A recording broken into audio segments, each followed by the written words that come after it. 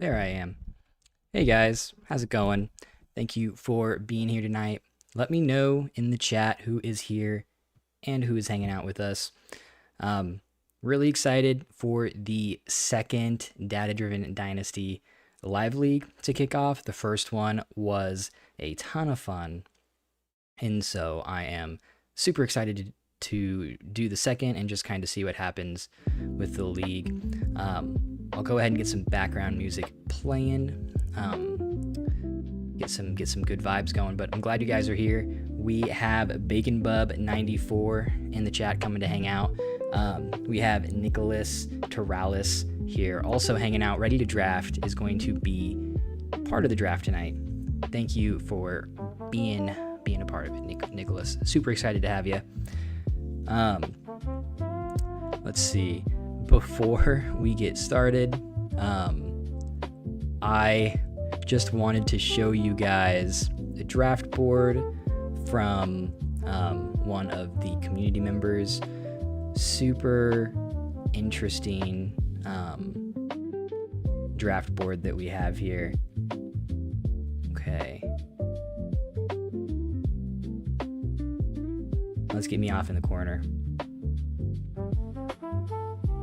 Yeah, so this is Shamrock, Top Shamrock here, member of the community, has been doing this 1.0 startup draft. The draft settings above are for the draft tonight, this evening, not Shamrock's draft. Shamrock's draft is a 1.0 tight end premium league.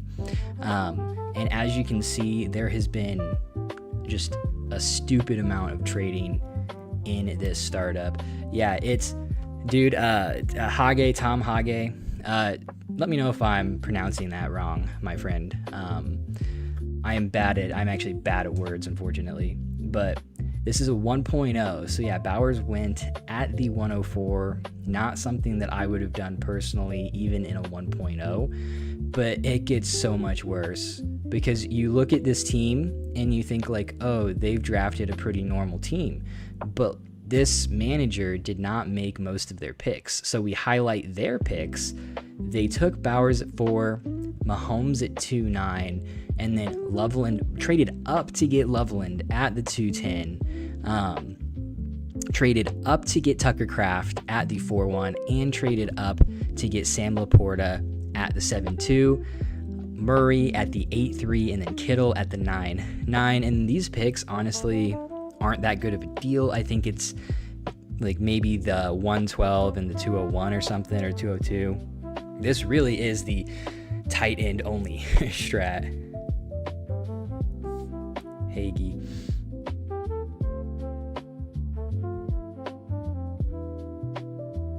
Okay, thank you for correcting me, Tom.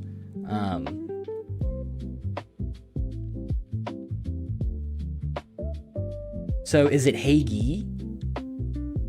Is that I'm not sure how to pronounce the little line over the E, but that seems like it would be appropriate. Yeah, like I think that this is a decent price for Bowers at the for McBride at the 2.2, but Bowers this dude is taking the tight end strat to the extreme. But then who I wanted to actually show you guys the draft was Top Shamrocks, because this is honestly pretty nuts. Sweet. We got the Hagee, right? Sweet. So Gibbs London at the 1726, but then traded up to get the 101 at the 24. Didn't have to pay too much to go up and get it either. And then at the 4.6, this is actually the 102, which is crazy that it fell so far. Like this draft, the 101 that slid a little bit, I think, because of the tight ends going early, but then the 102, the 103, and the 104 like all went way too late. So Shamrock traded up to get this 102, then the 103 went off here to the 12 team, and then 104 here at the 5.6, which is nuts. Normally, I do enjoy building a more balanced roster out of a startup, but when you're just going to get this crazy of deals on these rookie picks, you legitimately can leave a startup with 50% more value than the other teams, like the league average, and some of the other teams in the league. So I've been really impressed with how this draft has gone. I think this is like, let's see, 5, 6, 7, 8. So this is the 109, the 110, and the 111 as well. Travis Hunter at the 10-9, and Chuba Hubbard at the 11-7. So this is a crazy good draft. I think I skipped over, but like Gadsden at the 7-6 and a 1.0 is pretty crazy value, and then Bucky Irving at the 7-5 is also pretty crazy value, going after Barkley, after Kyron. So just the values are insane so far in this draft. And then the top like 6 tight ends all went in the first 4 rounds, but then there wasn't a tight end that went until the 7-1 with Kyle Pitts. And so this is kind of what I talk about with these like tight end premium league, like some of these premium leagues, is that the top guys are overpriced, or I guess are just, I don't know, they're moved up the board more than the lower ranking players. And we see this for like point per carry leagues. We see this for 6-point passing touchdown or other QB bonus leagues, where like the top guys get elevated, but then like the lower ranking players just don't really see that same boost to their dynasty value. So like I don't like Pitts, but he was a great value at the 7-1. Laporta 7-2, fantastic. Gadsden at the 7-6, fantastic. So this was a great range to draft tight end. So really killing it here with this draft. Top Shamrock. Bacon Bub asked, where do you think the 102 should be going? I think that it should be going in the same tier, or I guess it just depends on where you have the tiers, but like the beginning of the first half of the third round is kind of where I think it should go, after like Dart, Herbert, Mahomes, and then maybe like Pickens, Olave, and then obviously like McMillan as well. After those guys go off the board, right around like the 3-6-ish, and maybe like, you know, like a Jalen Hurts too, as well. But right around like the 3-6 is where I would take the 102, and I'm a little bit behind the market on the 102 personally. So like really early third is more of like the market value for that pick. A lot of stuff just got pushed down because of these tight ends getting pushed up as well. So that does have something to do with it.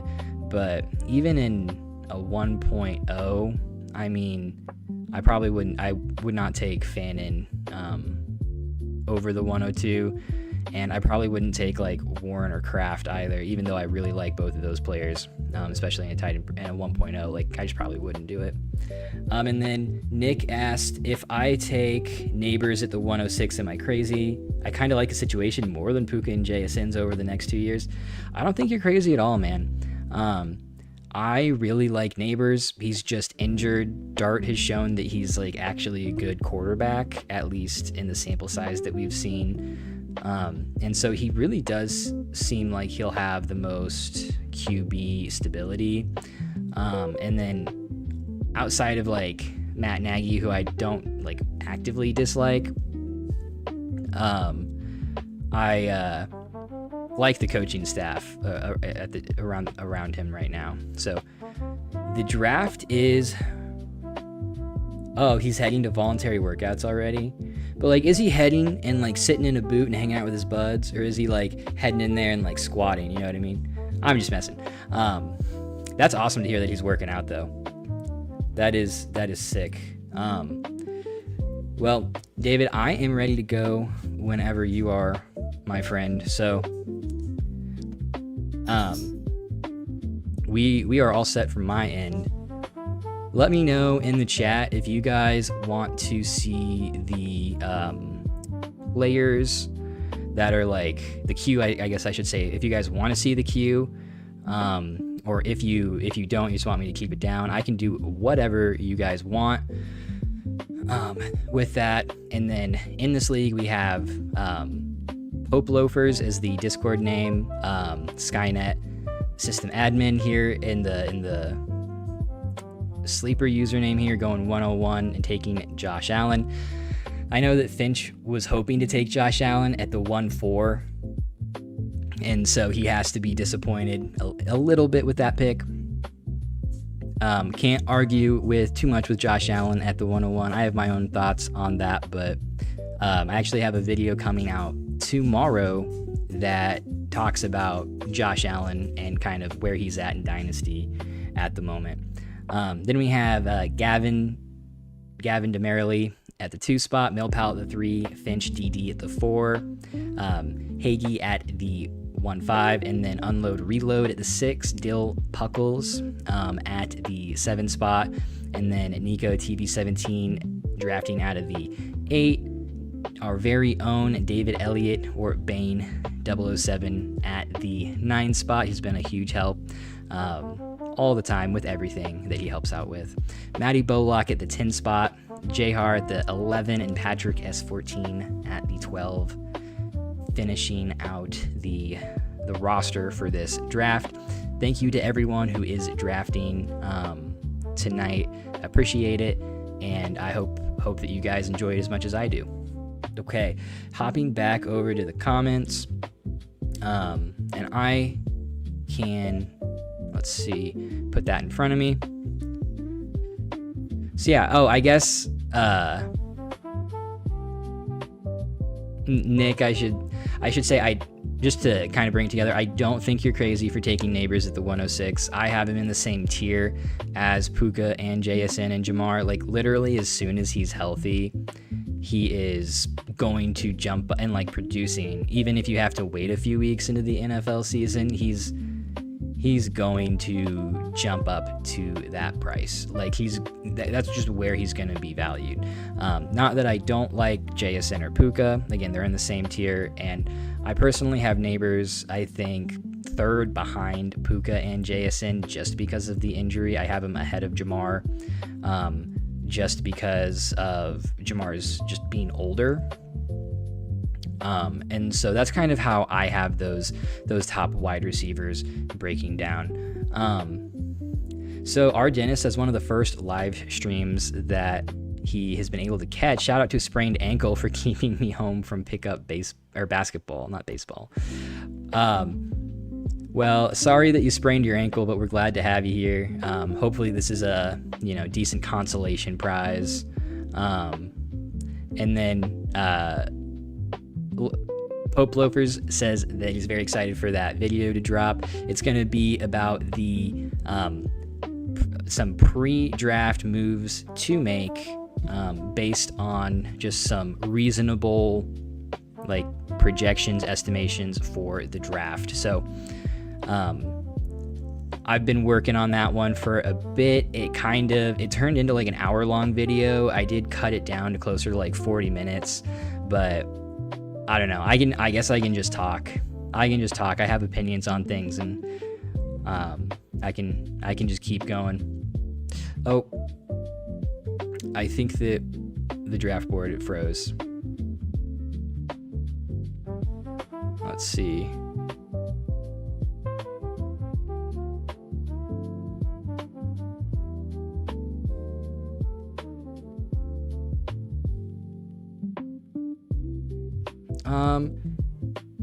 Oh wait, am I, there we go.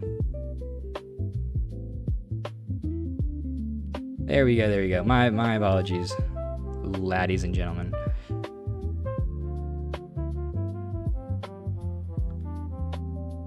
Okay, let's see if this does it again.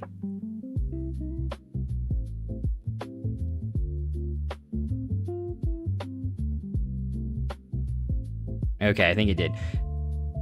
I need to look up why, but it like won't let me not have the draft board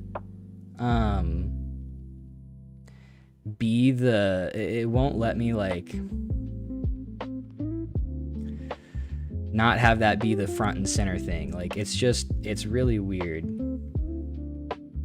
Yeah, I want to like put the YouTube streaming interface like on the screen, on my screen that actually has the camera behind it, so I don't have to keep looking over to the side. But every time I try and like cover up the draft board, it freezes, and so that's something I probably need to look into, and get that figured out. It's honestly, it's super annoying, but it's okay. My neck can handle the abuse. Let's see. I'm just gonna have the draft open up on my phone as well. That way it stops buzzing at me. Okay. Let's talk about a couple of these picks that we've had so far off the board. Like we talked about, Allen at the 101. No arguments from me there. Respect it. I would go a different direction, but Allen is phenomenal. We got Bijan at the 1-2. That's pretty standard. And then Jamar, JSN, Gibbs, Neighbors, and Drake May. With Puka Nacua at the 1-8. Neighbors here sneaking up into kind of that top 7 that we normally see in the drafts. I don't have any issue with that, like we talked about. I think that this is where Neighbors is going to be valued basically as soon as he's healthy. So I do not dislike the pick. And then getting Puka at the 1-8 is pretty absurd for Nico. And then David picking Amon-Ra at the 1-9. That is the pick that I would have made there. And then Lamar Daniels coming off the board, the 101, and Lamb at the turn. Genty, Jefferson at the 2-3. And then we have the tight end brothers in McBride and Bowers coming off the board together at the 2-4 and the 2-5. A little earlier than I would have. There is still a few players that I would have drafted over these two guys. But this is definitely a reasonable range. And then here is kind of a surprise is Tetero and McMillan going at the 2-6. That's a pretty big balls move here from Dill Puckles, especially considering some of the other players that are still on the board. And then the next surprise is Jackson Dart at the 2-7, which I am not against. This is the tier that I would have him in. Again, I probably wouldn't have drafted him over some of the other players that are still on the board, but much respect. I do think that this is honestly a more appropriate range for Jackson Dart than where he has been being drafted. So respect that. And then Caleb Williams at the 2-8. I like Dart going ahead of Caleb Williams, but that is just me. The majority of the community does not reflect that sentiment. And then finally, Drake London goes at the 2-9. My goodness, that man fell like a rock. I do not know why. And Finch has one of the best starts out of a draft that I've seen in a while with JSN and Drake London. I am a big Drake London guy. And in my rankings now, I actually have him ahead of Jefferson and Lamb. I think that they have similar floor, similar ceiling type players, but London is just younger. And then with Tua and Michael Penix being in Atlanta, I'm just pretty confident that he'll get usable, passable quarterback play, and that is all Drake London needs to get the job done and to be an elite fantasy asset. So that is crazy. That is pretty crazy. But good for you, Finch. Good job there. Let's see. Floating 6673 said, can't believe how far Drake May is falling. I actually probably would not have even taken Drake May at the 1-7. I would have let him drop even further. Nothing against Drake May. It's just the positional value of these quarterbacks. I just think that you can get better quarterbacks later in the draft than you can get wide receivers or running backs. And then Drake May has a ton of hype. He has a ton of upside, but we still haven't seen him put together like a Josh Allen, Lamar Jackson type of season. And so we don't really know what the ceiling actually is for him. And so that's just a little something that does concern me. And because of the positional values, I would just rather have like the wide receivers there. But I have Jaden Daniels and Drake May like back to back. Daniels' rookie season was better than Drake May's 2025 season. I guess maybe not in terms of like real NFL stuff, but at least in terms of fantasy, and that's mostly what we care about. So I really like the Jaden Daniels at the 111. I just wish he hadn't followed it up with Ginty at the 2-2 and taken maybe like a London or a Jefferson J Hair. But again, those are my preferences. I have my opinions and I say them, but you are totally welcome to have your own. And Ashton Ginty is not like a bad player to draft there at the 2-2.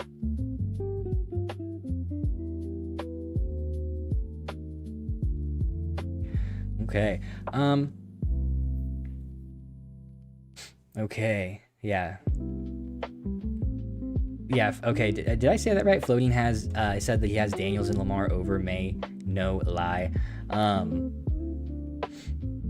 I just hadn't gotten there yet.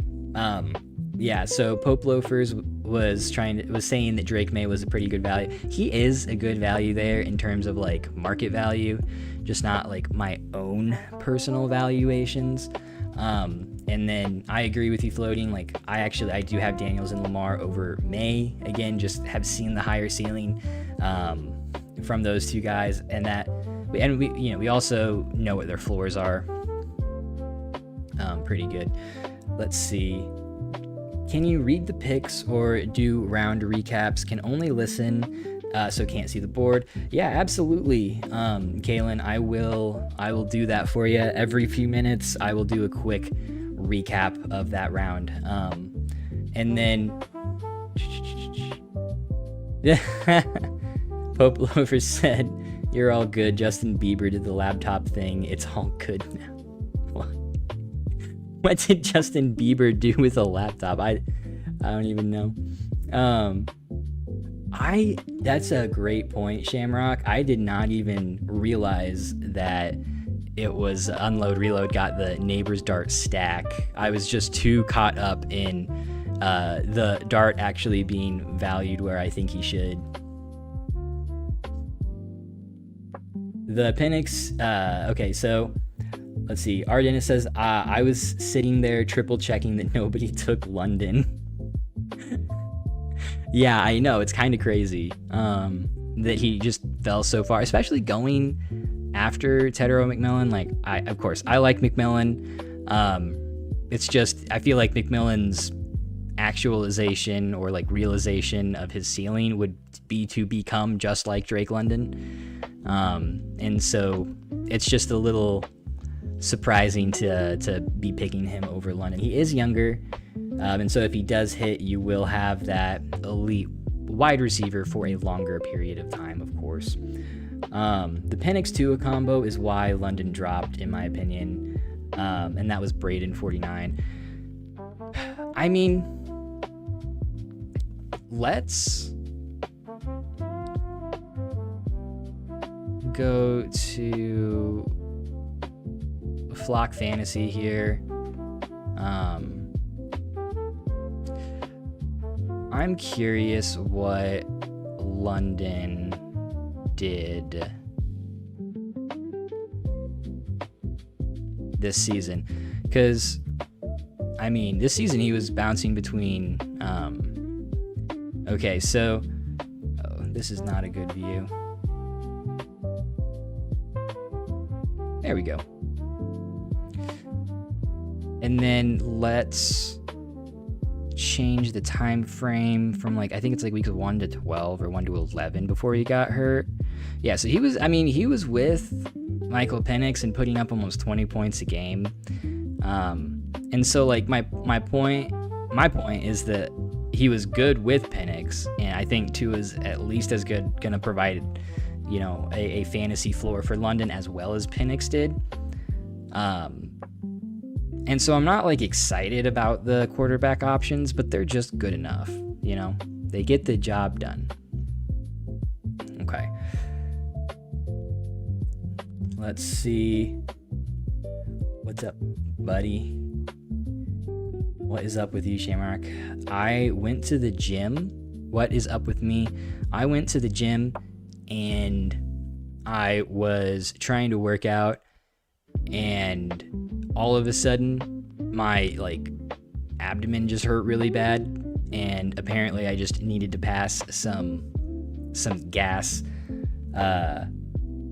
and I felt like there was like a hot ball of lead in my abdomen. It was very uncomfortable, and so I kind of had to cut my workout short, unfortunately, this afternoon. But I did suffer through a little bit of it and get some rowing in, some squatting in, before I got ready for the stream.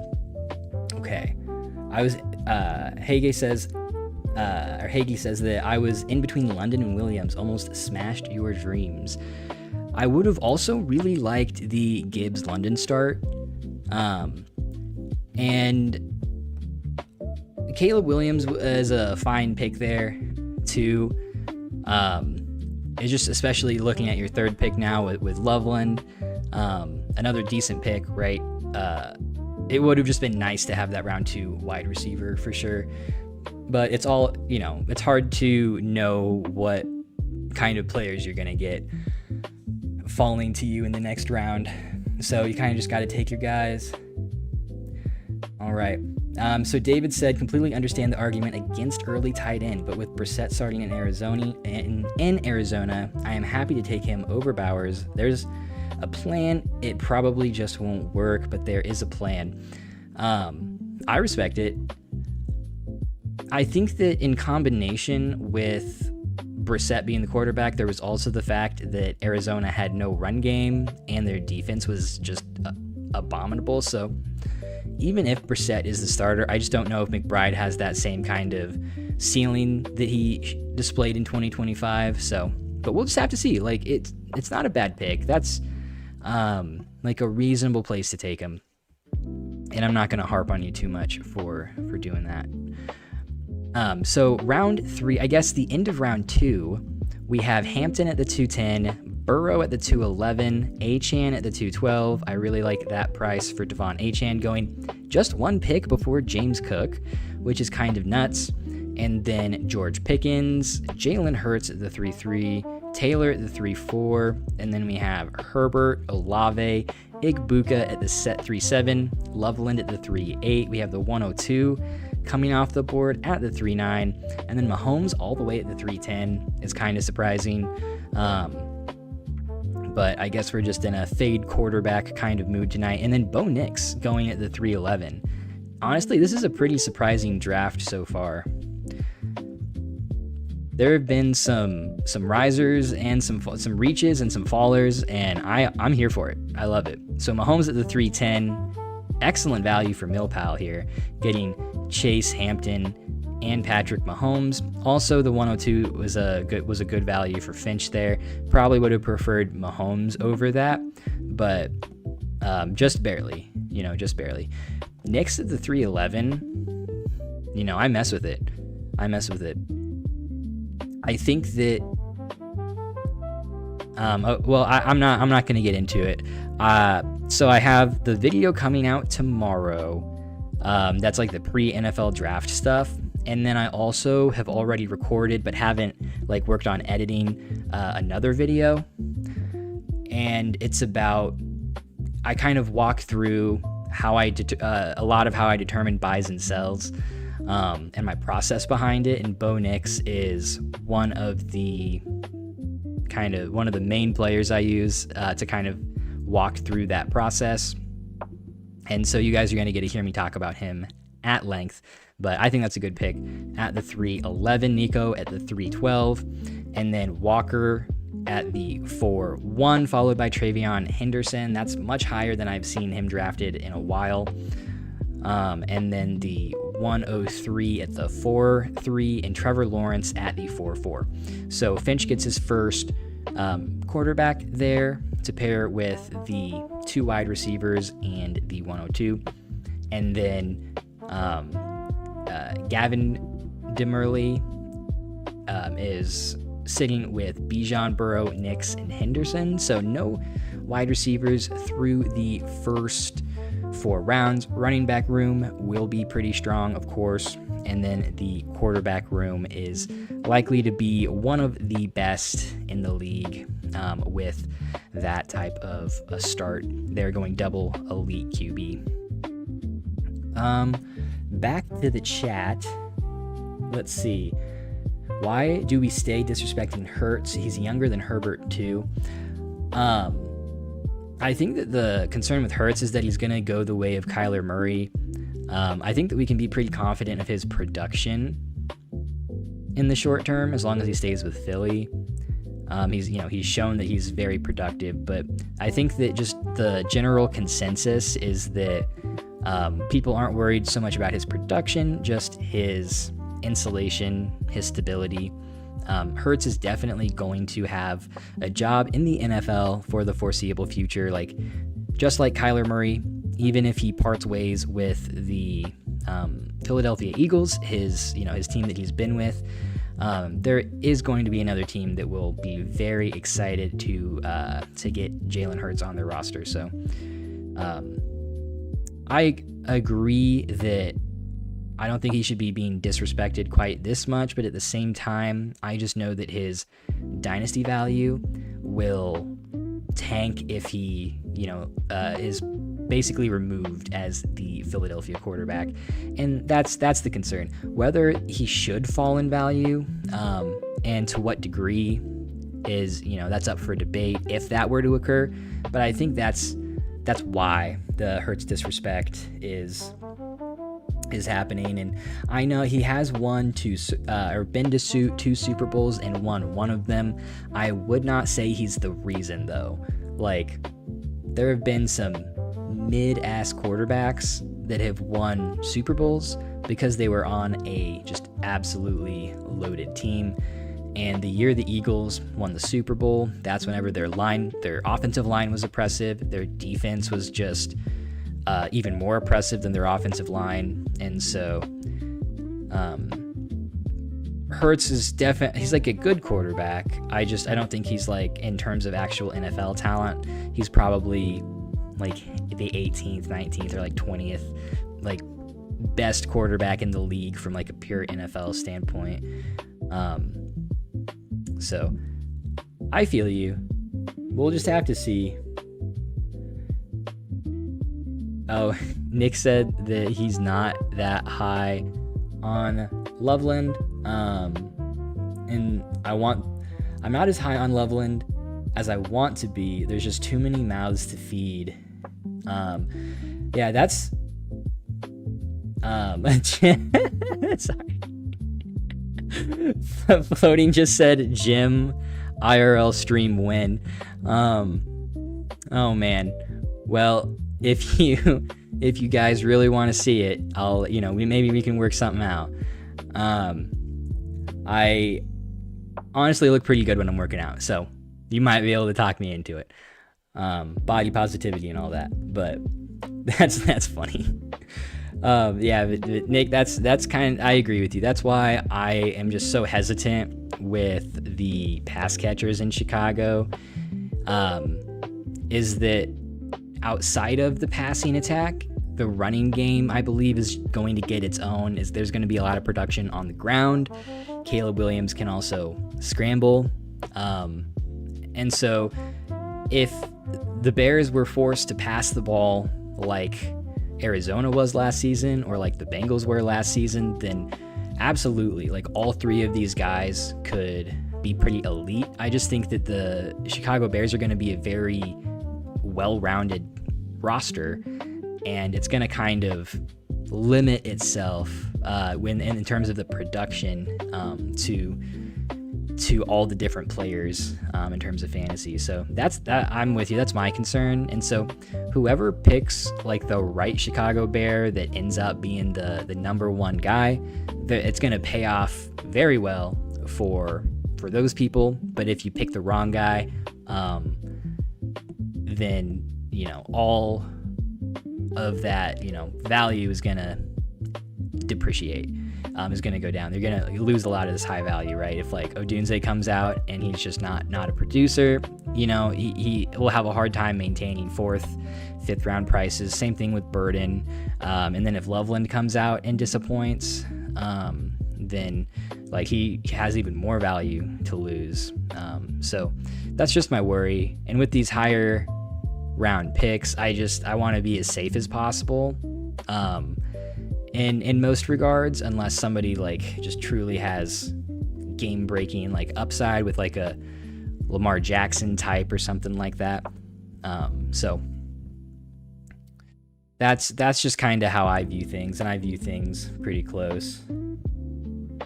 So Nick says, positional values make me also want to go in a different direction than QB or tight end. But he didn't want to reach for Chase Brown or Egbuka. Nick, remind me which pick you're at. I'm having a brain fart. I can't remember what your username is, if you wouldn't mind.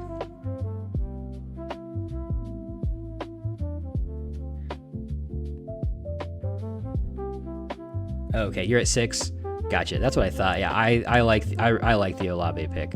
And I mean, getting Olave at the 3-6 and then Purdy at the 4-7, that's a fantastic start. So I would feel pretty good about that. That's the 106 going off the board at the 5-6. So in the 4th round, we start out with Walker, then Travion, the 103. That's a good price for the 103 there at the 4-3. Trevor Lawrence, Luther Burden, Christian McCaffrey, and then Brock Purdy, Garrett Wilson at the 4-8, Ladd McConkey at the 4-9, Breece Hall, Rashee Rice, and then Chase Brown, Tyler Warren at the turn there for Patrick. So I like that price a lot for Warren. The 104 goes off at the 5-2. We kind of have a run of picks here. Odunze at the 5-3, Dak at the 5-4, and then the 105 and 106 come off at the 5-5 and the 5-6. And then we just had T. Higgins and Quinshon Judkins also come off the board here at the 5-7 and the 5-8. Okay. Let's see. Finch said that you would have gotten Floating said Finch would have gotten a QB on the turn. So Finch would have gotten a QB on the turn.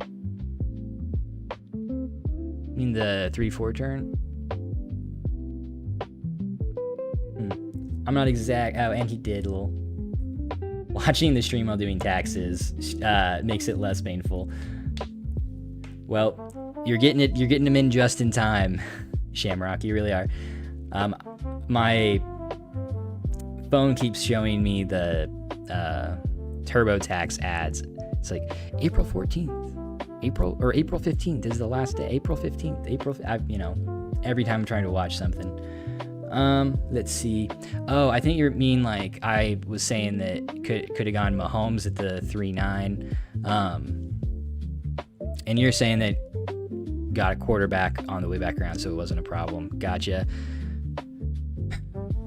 At that point, though, I would have been totally fine just going like quarterback though. And at the same, you also might have gotten the 104, and I would rather have Mahomes in the 104 over the 103 and Lawrence. So, but yeah, I mean, he's fine. Like, he's fine at quarterback. Like, Lawrence is solid there at the 4-4. I don't really like Lawrence when he goes like mid-third, but like mid-fourth Lawrence is a good place to pick him up. Our dentist says he's also doing his taxes, so we got a lot of tax pros. If you guys have questions or need help, just ask each other.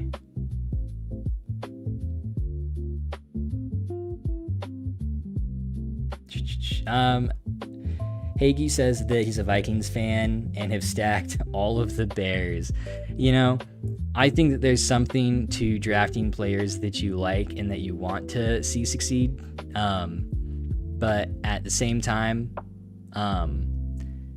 it's kind of like a catch-22 where if you draft players that you really like and then they don't do well, or like your team doesn't do well, then you are really, really getting it from both ends. But if the Vikings suck and the Bears are really good, at least you'll have this roster. You'll have this team, and you can be somewhat happy about it. So it's kind of like hedging your bets. Like, what I want to do, I bought and have a lot of Cam Scatterbo, and honestly, I want to just take like $1,000 and get on a sports betting app and bet that he is going to go to the New York Giants. That way, if he does and it screws all of my Dynasty rosters, at least I can be happy that I made, I don't know, it's probably like 4-1 odds that he goes to the Giants or something, 3-1, made a couple thousand. So think of it like that. You're just hedging your bets. Yeah, Dak was a good value at the 5-4, David. I like that pick, especially with the roster that you've built out so far. Getting Dak at the 5-4 after going Amon-Ra, McBride, Taylor, and McConkey is pretty good.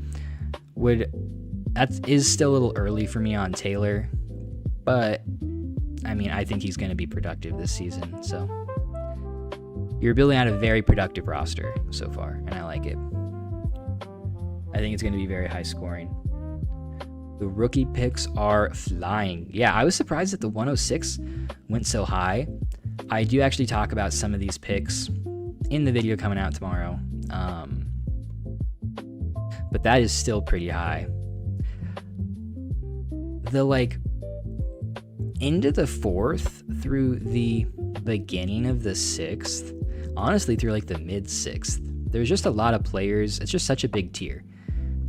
Where like if you traded Breece Hall and like Cam Scatterbo, who just went at the 6-6, I probably like wouldn't even notice. I wouldn't even think about it.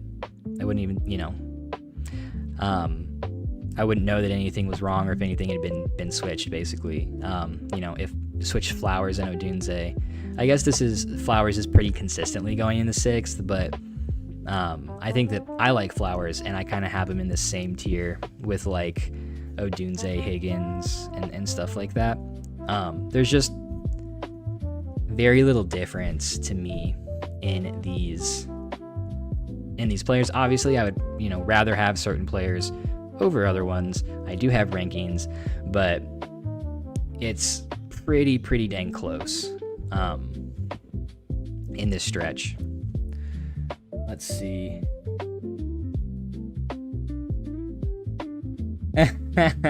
Shamrock says that this makes him feel so much better about his own startup draft because of how high the picks are going. Yeah, dude. You were getting crazy good values on those picks. Shamrock, did you see the beginning of the stream before the draft started? Let me know. And then R. Dennis says, surprising to see how far Rice dropped. I'd take him above Ladd, Wilson, Bird, and Nico after the NFL announced no penalty. Well, you can hear my thoughts on Rashee Rice tomorrow. He's another player that I'm going to talk about. Let's see. Yeah, people are just kind of saying that Rice is pretty good there.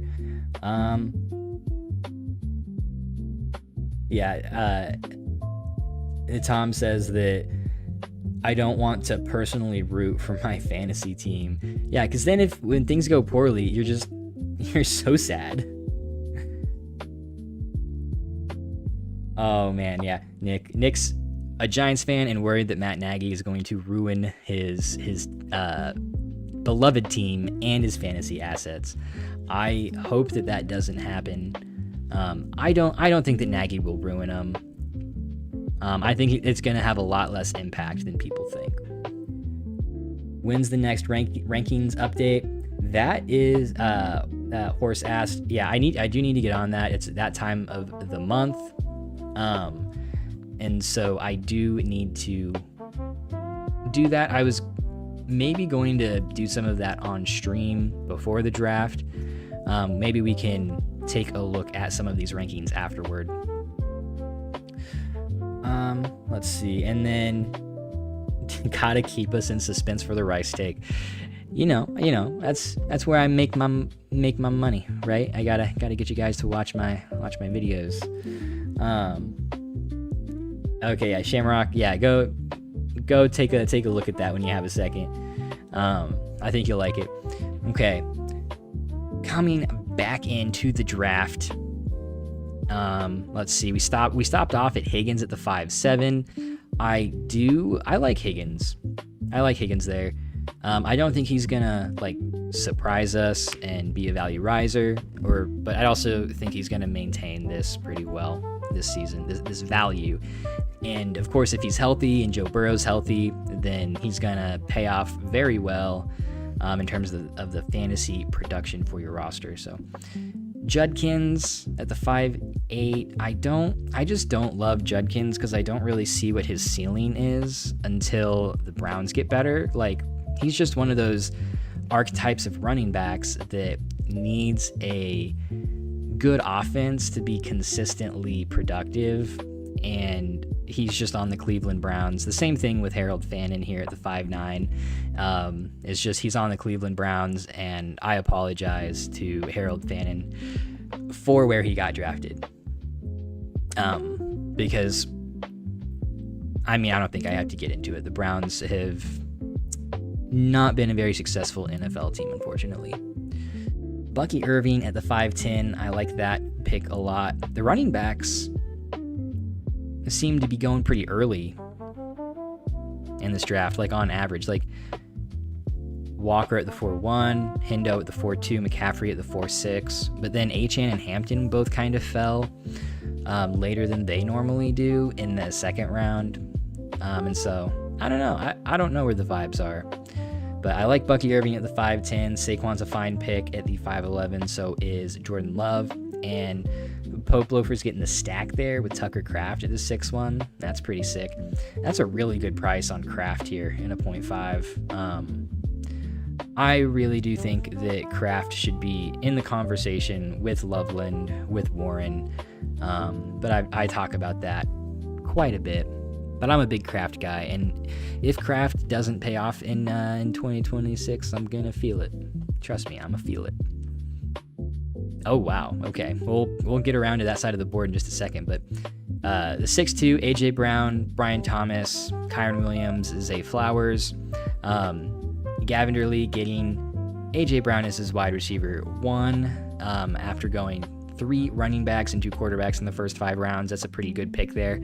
I would be very, very happy with that pick. And then, Brian Thomas, Kyron, Zay Flowers at the 6-5, Scatabo at the 6-6, the ultimate wild card heading into the NFL draft, ETN at the 6-7, Marv at the 6-8, how the mighty have fallen, and then Devontae Smith at the 6-9, before we have a massive run on the quarterback position with Goff at the 6-10, Ward, Baker, and Shuck all going pretty much back-to-back. Sam Laporta at the second pick of the 7th round, and then Kyler at the 7-3. So, okay, I guess Javonte at the 7-4 and Stroud at the 7-5. So 6 quarterbacks and 8 picks coming off the board there.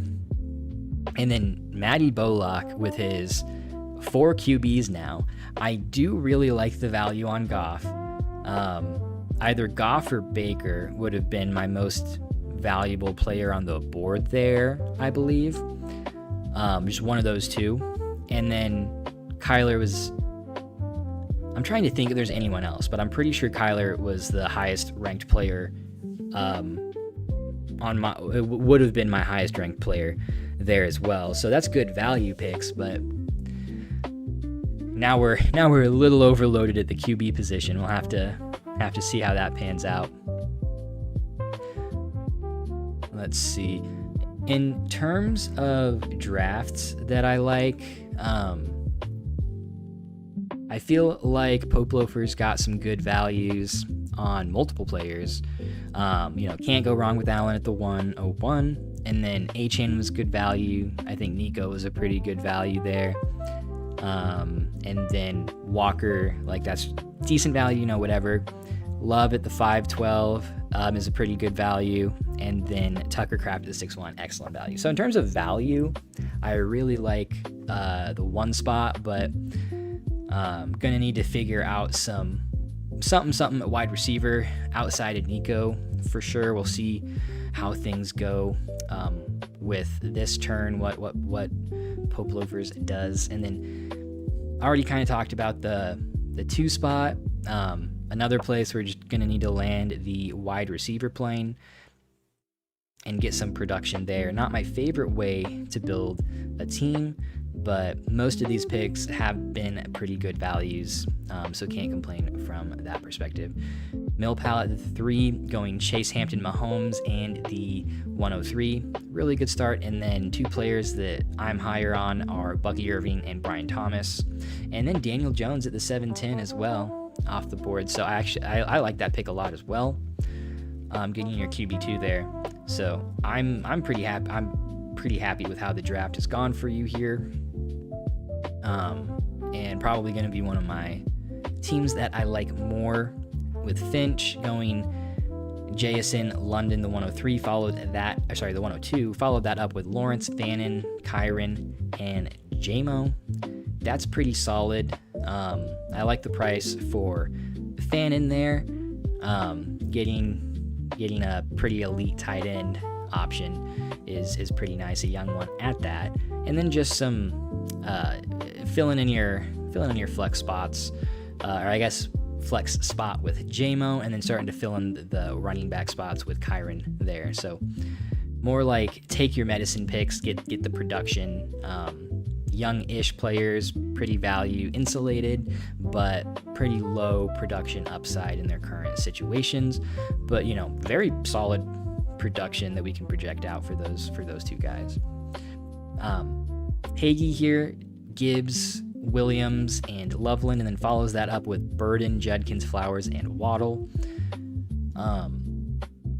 So 3 solid shots at the wide receiver position here. It could go really well, and it could go really bad. If Burden, Flowers, and Waddle all work out, then Hagee's probably going to have the best team in the league, especially if Loveland and Caleb also work out. I will say there is a lot of risk here in some of these picks that you have made. Just guys that we don't quite know where their floor, ceiling, etc., where they're going to land. The 6th spot, we have Neighbors, Dart, and Igbuka start from Unload Reload. I like the Giant stack. I really kind of going and getting your guys, which if I remember right, that's kind of your process, and definitely respect that. I like the Higgins pick. I like the Scat pick. I think that it was a little early for Igbuka and McCaffrey for me and for Malik Willis, but you're going and getting your guys, so no problem there. The 7th spot, I like how the team's building out. Quarterback is locked down, 2 really good options at wide receiver, and then filling in with that running back production that's really easy to project out and is pretty cheap. This looks to be like a contender for the next 2 to 3 years with the build that you're going. I like how you have built out the roster. And then Nico at the 8th spot, Puka, Bowers, Herbert start, and then Garrett Wilson and Marv as additional wide receivers, and the 105 in Stroud.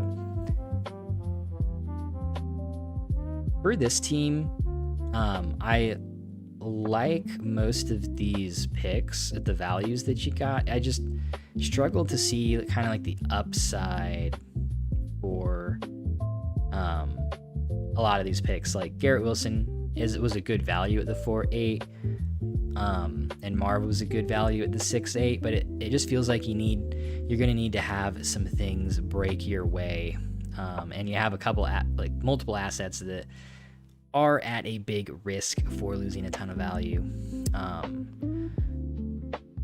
But I guess again, if things hit for you, things could go pretty good, pretty quick.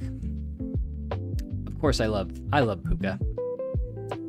Can't go wrong with that. That was a good value at the 1.8. For the David start, going St. Brown, and then McBride, JT, McConkey, Dak, Smith, and Javonte. I also like how you're building this team out, David. I would just love this team if you had gone Olave instead of Taylor, and then you could stack up some more veteran running backs here in the next couple rounds.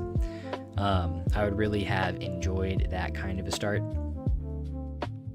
But this definitely is a more balanced roster, and I like a lot of these picks. Matty Bolock, I'm interested to see how you're gonna finish out this draft,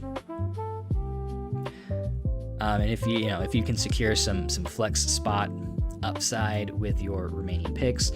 And really, this is why I preach go wide receiver if players are even close to the same tier, because Lamar Jackson is a tier ahead for me than like London, Lamb, and Jefferson. But as you can see, the quarterback values that you got here in the 6th and the 7th round are really good. The value on Hurts is really good, and the 3 as well. And you had your pick in the 3rd round of Hurts, Herbert, Mahomes, Nicks, any of those guys that you liked. So that's just kind of why I struggle taking these early quarterbacks, is because the value is just basically always there later in the draft at the quarterback position. Okay, we'll finish this up real quick. The 11 spot, I like what you're doing there with the rookie picks, the young players. Seems to be like more of a future value type team with some, pretty soon production upside.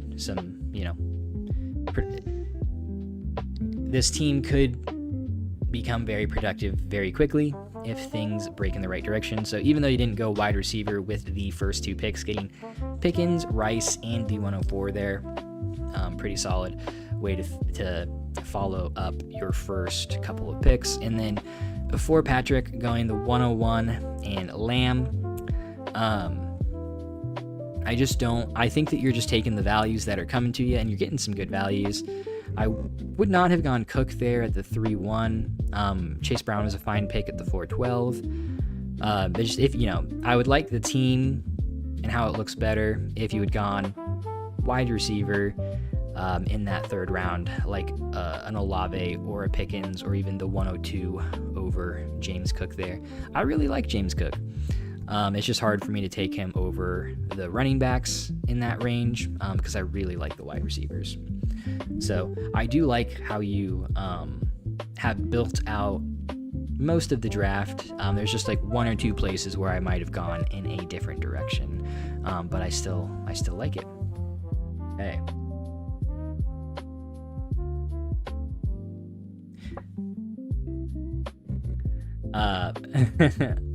Yeah, Dennis, I just talked a lot about these players in these takes already, and I don't want to do it again. And so I'm not really trying to tease you that much. If you get me started, I'm not gonna stop. You know what I mean? And I do not, so I don't want to get started. Let's see. So, doing a little recap again of some of these picks that have come off the board. Stroud at the 7-5, I think, is where we left off, and then Josh Jacobs at the 7-6, then Malik Willis, Jalen Waddle, Jameson Williams, Daniel Jones, Derrick Henry, and Alec Pierce to finish out the 7th round. Skynet or Pope Loafers went Alec Pierce and DJ Moore at the 7-8 turn to pair with Nico Collins.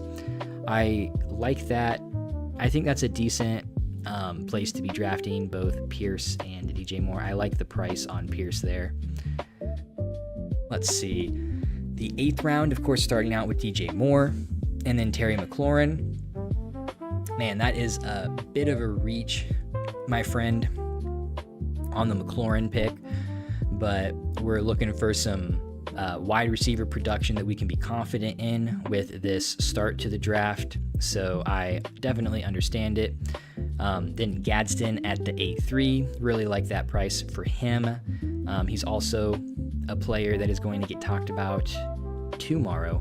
Sam Darnold at the 8-4, take your medicine and just swallow it. DeAndre Swift at the 8.5, Tootin at the 8.6.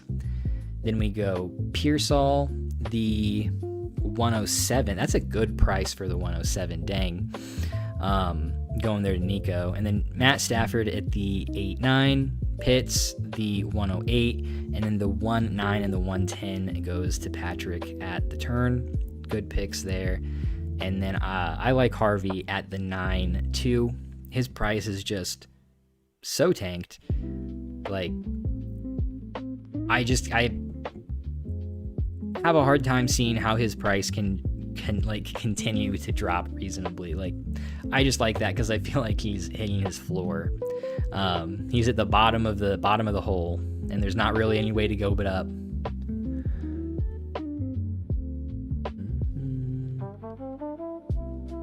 So Horse 01 feels like there aren't many trustworthy RBs after these guys, maybe plus Javonte and Jacobs at this point. So I get the run on RBs rounds 5 and 6.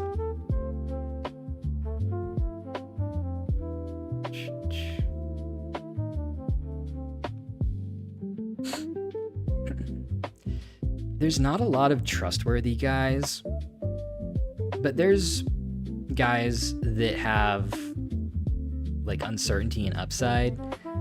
And so even if you don't lock down like a super trustworthy running back, or maybe only one, there are backs to take shots on pause in the like 9th, 10th, and 11th round. And so as long as you stack up multiple of those guys, then you can be pretty confident that at least one of them is gonna help you out.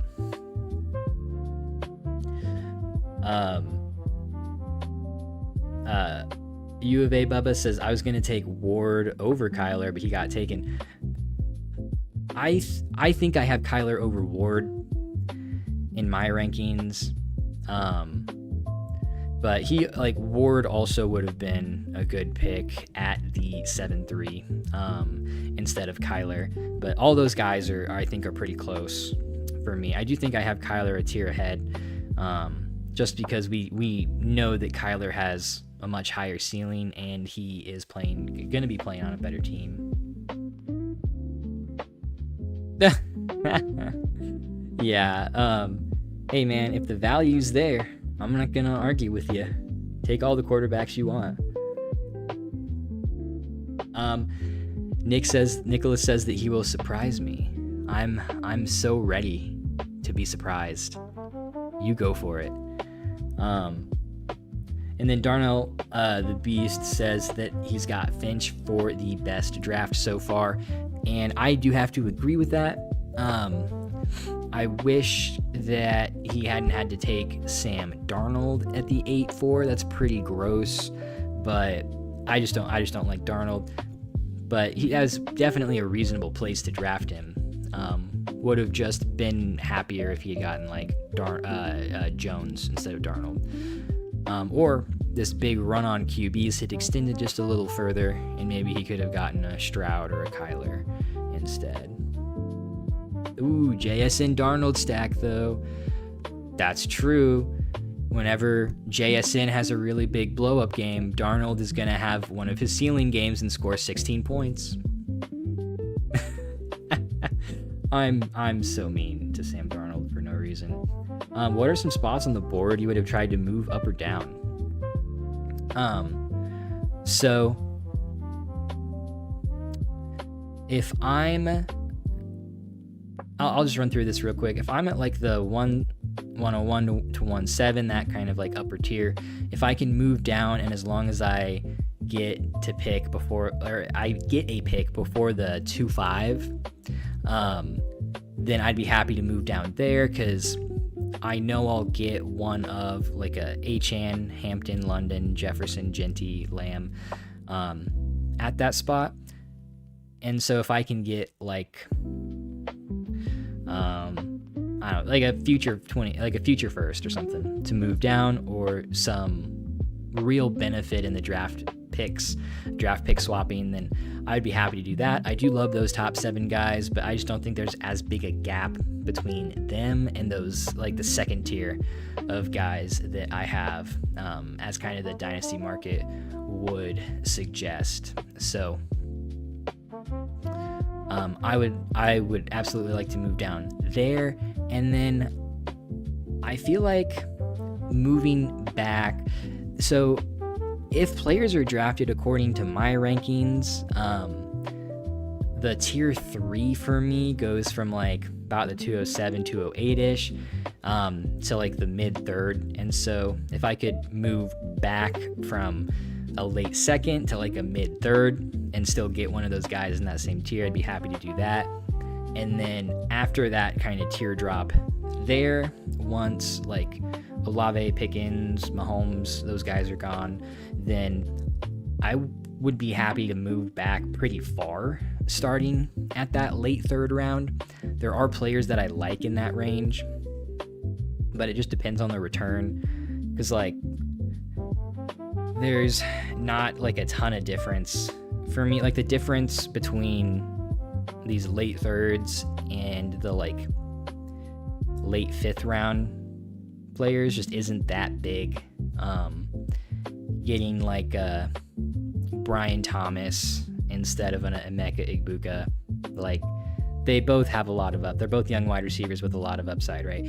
Like Nico Collins versus AJ Brown, aging wide receivers that have a lot of production upside, right? Walker versus Saquon, Walker versus Bucky. So that's a place where I would be happy to move back as well. Like late 3rd, early 4th. It just depends on what I can get back.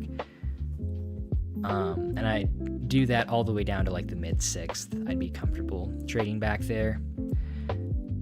And then I guess trading, it's kind of the opposite, right? Where if I can trade up for a decent price and cross one of those tier breaks, then I would want to do that if I could, for a reasonable price. So that is one of the videos that's kind of on my list that I would like to make at some point, is just really diving into where I think those tier breaks are in order to, try and give you guys a little bit more of an edge for trading up or down, and or doing so before the draft starts. A lot of people have a hard time really conceptualizing what players are where early in the draft. And so, maybe you make a trade where you move back a little bit in like the 2nd round, but it's within the same tier, but then you get a move up from the 8th round to the 6th round or something, and you're jumping a tier or maybe even like 2 tiers to do that, then that's something that could be beneficial.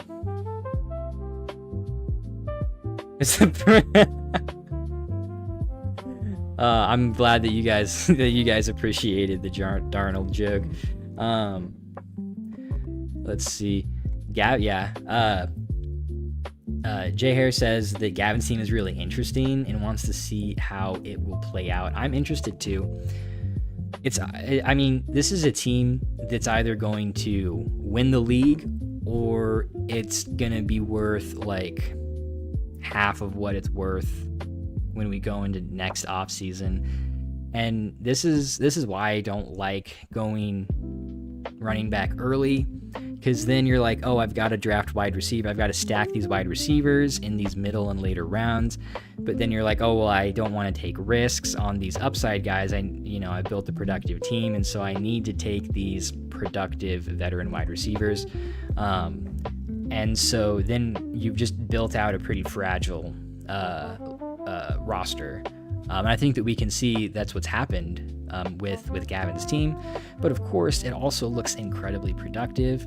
And so as long as Gavin wins the league, it doesn't matter how much value the team has next offseason, because you can simply tank for a year or two, play with house money, and then build your team back up into a high value roster and start the whole thing over again.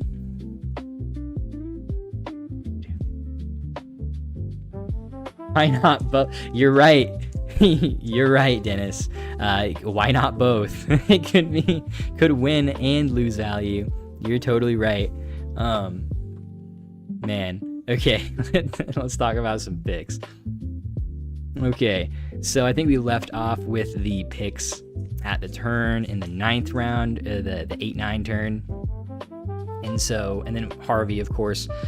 Wandale there at the 9-3. I do like that. I like Wandale right now at this price. He's really interesting. Just going to depend on how the draft shakes out for him. He is somebody a little risky, I guess, especially in terms of his value, maybe less in terms of his production, how he produces with his like PPR scam check down stuff. I actually don't think that like a Tate or a Lemon or something going to the Titans would actually be that bad for him, because the better those two, or like those good rookies, probably are just going to get their own, and they're probably not going to do, especially Tate, maybe a little bit more for Lemon, but they're probably not going to overlap much on the route tree. But, we have seen Wandale win on some downfield routes in 2025. So I think he's really interesting right now. Monty at the 9-4. And then I think that's like the 111 at the 9-5. Travis Hunter at the 9-6. I'm telling you guys, things change fast in the NFL. And as soon as they trade or draft another cornerback, people are going to be thinking and saying some things. And then, God forbid, one of the wide receivers gets injured in 2026. And now Hunter has to move back over and do more snaps on the offensive side of the ball. People lose their minds. So he is just a value win waiting to happen, like a ticking time bomb. So I really, really like him at the 9-6. I think he would have been a good value around earlier at the 8-7. So I'm glad that you got a hold of him in the 9th round. And then kind of just following back along, we have Michael Wilson, Bryce Young, Jordan Addison. My freaking goodness, guys. Why is Addison going 2 rounds after Jameson Williams when they're basically the same player? Devontae Adams at the 9-10 and Evans at the 9-11. I think those are 2 pretty good values as well for Adams and Evans. Watson and Monungai at the 9-10 turn. Higgins at the 10-2. Hubbard at the 10-3. I really like that value for Chuba Hubbard. I would have him ahead of like DeAndre Swift pretty easily. Hagee, why did you draft another Chicago Bear? What are you doing? You just need to go and talk with Maddie over there and see if you can get Roma Dunze on the roster too, man. Just have everybody. My goodness. That's funny. Man, I am not going to count, but I think this is like one of the later firsts, like a 11 or the 12 here at the 10-4. Parker Washington at the 10-5, and then we have Kittle, Algier, Warren, Pittman, Metcalf, and I think that's the 201 to kind of catch up with the draft. Let's see. These picks in particular, I think these are all solid. Picks. Don't be surprised when Michael Pittman just continues to do Michael Pittman things with the Pittsburgh Steelers. So do not be surprised. I like that pick. Pretty funny that the two Steelers wide receivers went back to back here.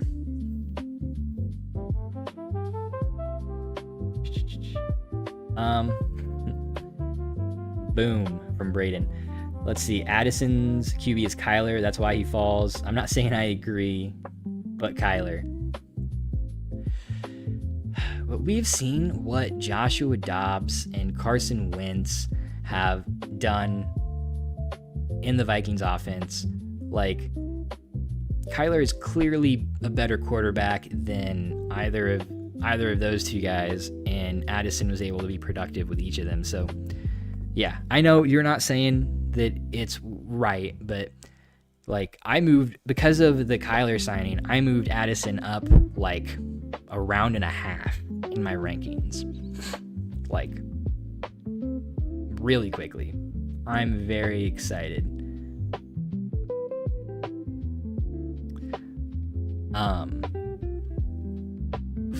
For that.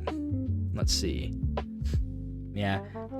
David says that Kyler is not Goff. I mean, but like, Goff is good, but he's not that good. Like, he really has to play in system. He's not mobile at all. Like, Goff is probably a better pure passer, probably will provide some better passing volume, more consistency than Kyler, but also like Sam Laporta and Jahmyr Gibbs are on the Detroit Lions, and so I feel like that limits JMO. And for the Vikings, it's really just like Addison and Jefferson that need to eat.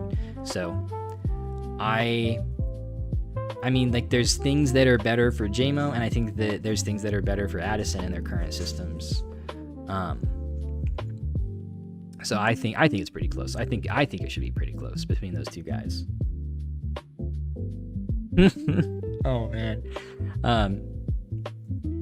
Yeah, Hagee says that he's just soft tanking, or trying to hide that he's tanking for Jeremiah Smith, right? So he's taking all these Chicago Bears, and as a Vikings fan, we all know that the Chicago Bears are going to implode in 2026. We're speaking it into existence, and then Haye is going to count up his dollar bills as his 27 first becomes Jeremiah Smith.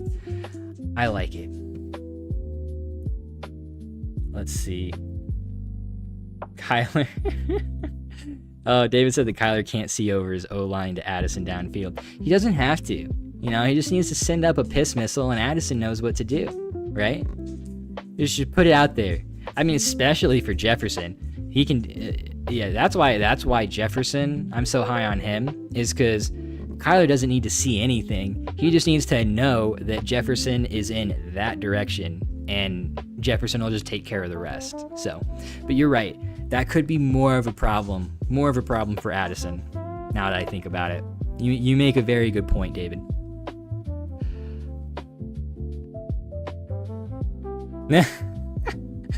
No, I don't think you're intentionally tanking Hagee.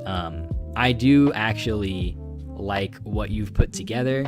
There's a lot of upside at wide receiver, some solid young production at the running back position, and if things break right, and if the Chicago offense is just next level in 2026, then you're gonna be counting your money. And you know, your actual money, instead of counting the draft capital money. So my concern, though, with Chicago is that they're just gonna draft like 6 defensive players in a row in the draft, and then they're gonna have a stacked offense and a stacked defense, and they're gonna play closer to like how the Broncos play or the Seahawks play, because they're just gonna be such a dominant force. Because the offense is already like pretty stacked, and of course they're probably not going to do that. They're probably going to take like a lineman and like a later round wide receiver, just to get some depth or something. But you never know. Okay, we can probably do like one more round, I think, and then we can close it down. If that's okay with you guys.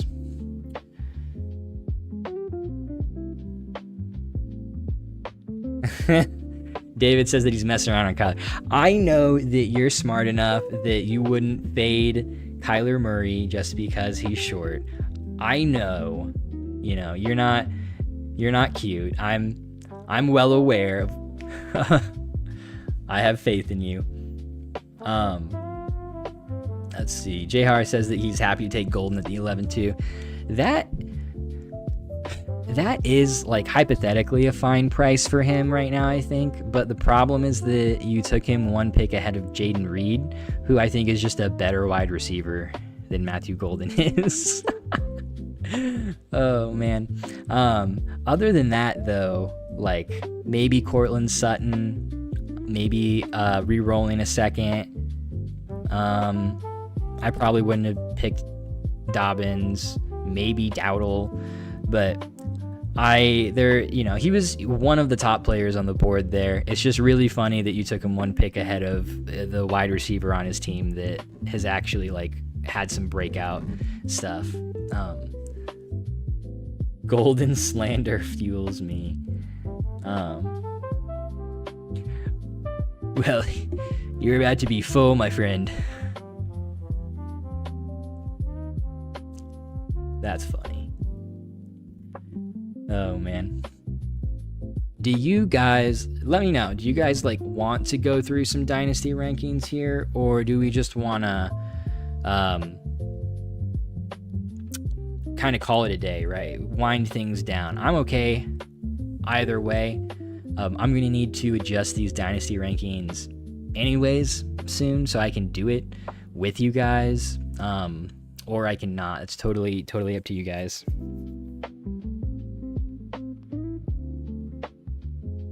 And crickets. Super helpful, gentlemen.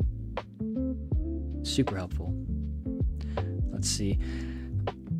I didn't have time to try and get it set up and out, but I made a voice channel in the Discord, and it was a recommendation by somebody. I don't really remember who made that recommendation. I think it's interesting, but I think I have it locked or something right now to you guys. I was just trying to get the stream up and running, but I think it's an interesting idea if people who are watching the stream want to like hop into the voice chat, people who are drafting want to hop in, and maybe that would make like certain trade negotiations even on the fast timer a lot easier. So I mean, let me know if you guys would actually join that. We can also use it for other things too, like host little, like chat room where we can actually like talk about stuff back and forth, and I can be in it. So just let me know what you guys think.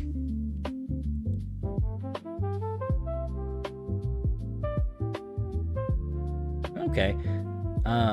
Some people are pretty interested in seeing the rankings, so we can hop on over to that. That is okay. Hagee, you have done your part. How many likes are on? How do I even see how many likes are on my stream right now? 10 likes? Wow, that's pretty weak, guys.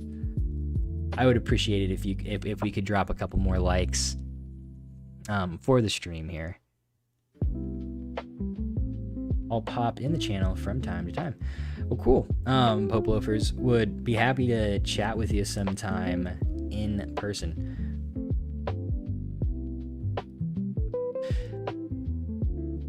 I don't know if that's just, yeah, you're okay. So Dennis, you're right. I am just like not answering the chat very quickly, but it also, I think I have the chat set on a little bit of a delay as well. I don't know how to stream yet. We're still working on it. I think things honestly went pretty smooth today though. For the on the stream side of things, so that makes me happy. But there weren't a lot of bells and whistles. Let's see.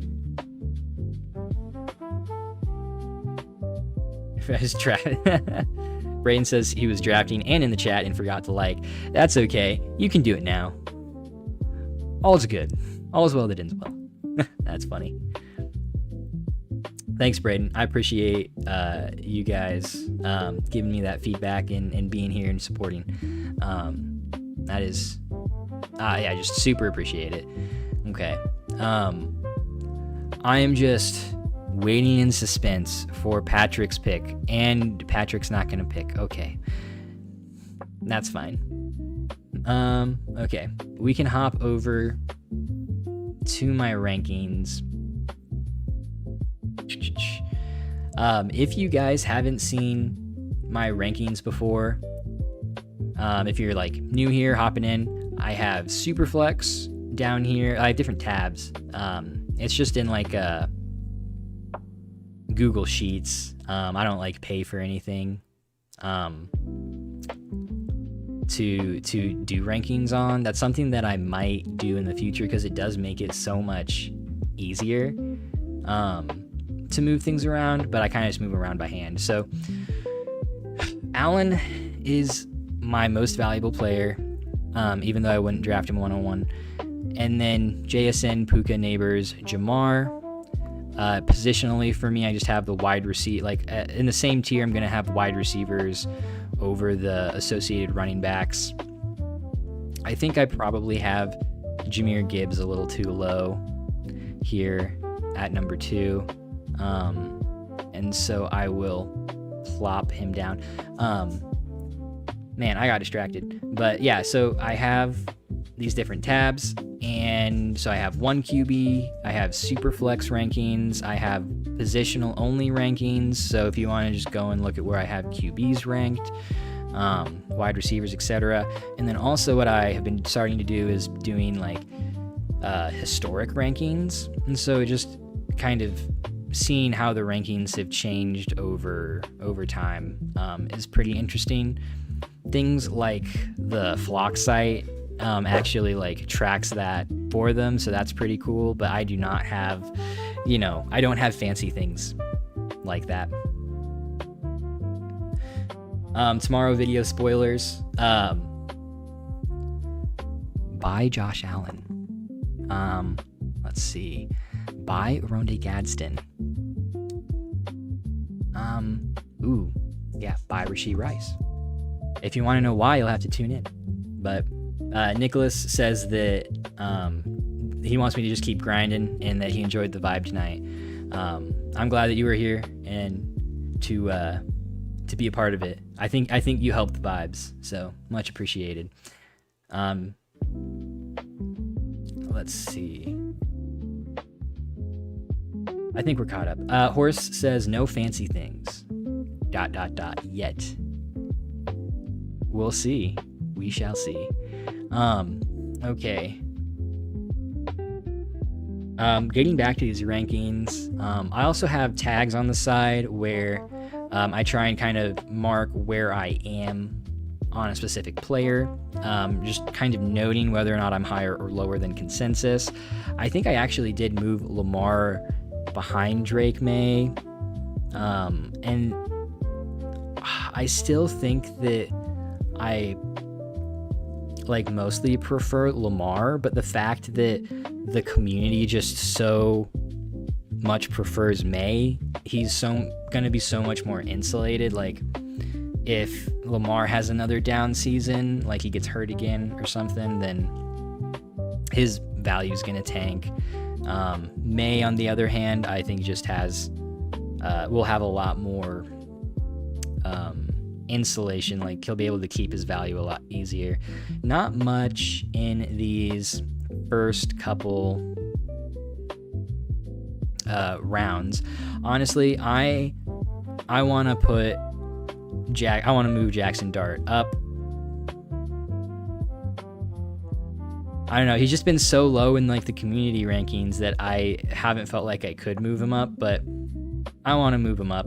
And I do really like Justin Herbert. I like Achane. I can't put him over the 101. But I am going to put him over Hampton and the tight ends. Of course, you guys know I am lower than consensus on these elite tight ends. These are 0.5 rankings. And so these are somewhat of a tight end premium, but not much. So let's see. Oh man. I think I want to, nope, I'm going to do it. Yeah. I'm going to switch Herbert and Dart. These rankings are also, I can't do it. Herbert's had such a longer track record. We know what he is. These rankings are just weird because I don't draft off of my rankings. The rankings are supposed to be just in a vacuum, like how much value, like how valuable do I think these players are? How insulated are they? And then they're like, 3-year outlook and stuff. Later, hey gay, peace out to you too. Pray for Chicago and Bears. Will do. So in a draft, like I'm not taking Mahomes, Burrow, or Herbert above Achane, the 101, Genty, or Hampton.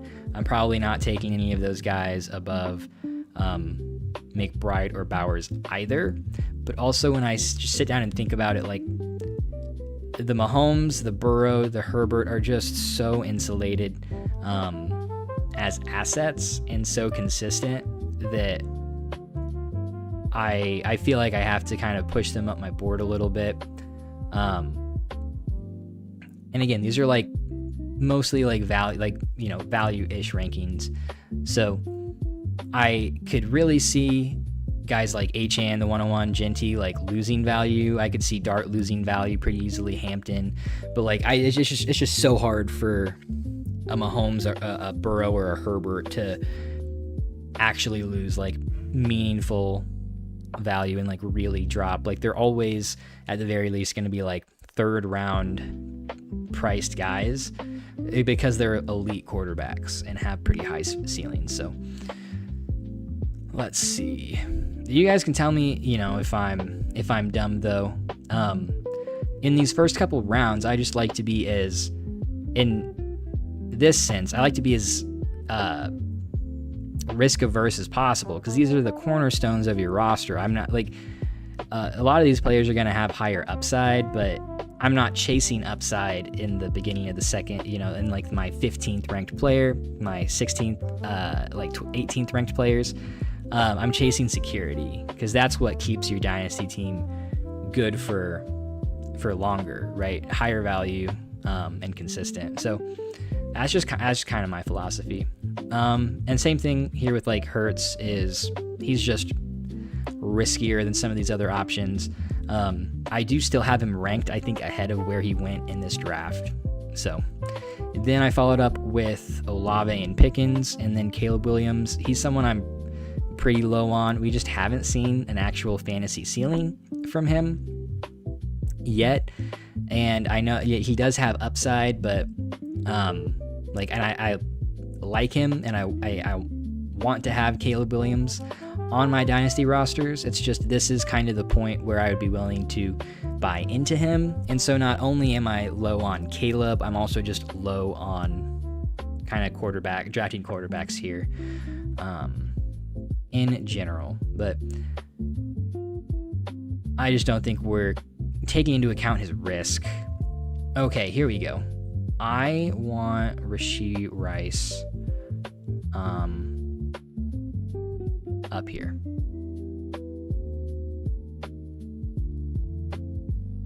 And then I also have not moved Bo Nix since the Jalen Waddle signing, I think.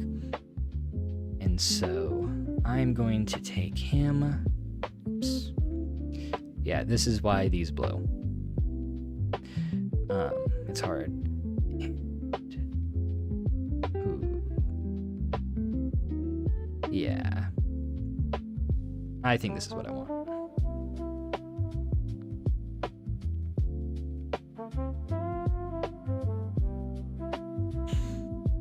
Ladd, let's see. Purdy, Lawrence, that's fine. Cook with 103, that's fine. JT, Bucky. I think this is going to be the range where I need to move some things around. Yeah.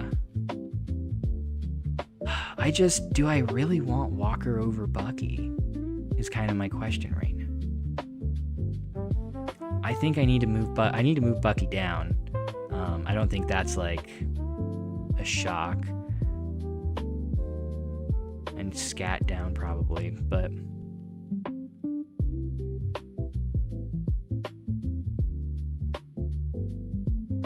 okay.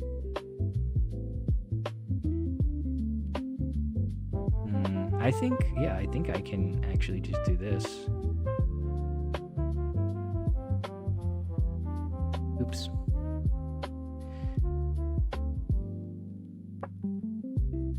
I'm just going to move all three of the tight ends up a little bit. Well, actually, oh man, it's just so hard. Like I kind of want to rank Warren over Kraft, to be honest. But I'm just such a Kraft guy. I don't know if I can stand it. Okay. JT, and then I'll bite the bullet. Let's do Walker. So Dennis asked, how do you think Gainwell signing impacts Bucky? I've seen people say he's solid and it hurts. I've seen people say he's irrelevant and best possible case for Bucky.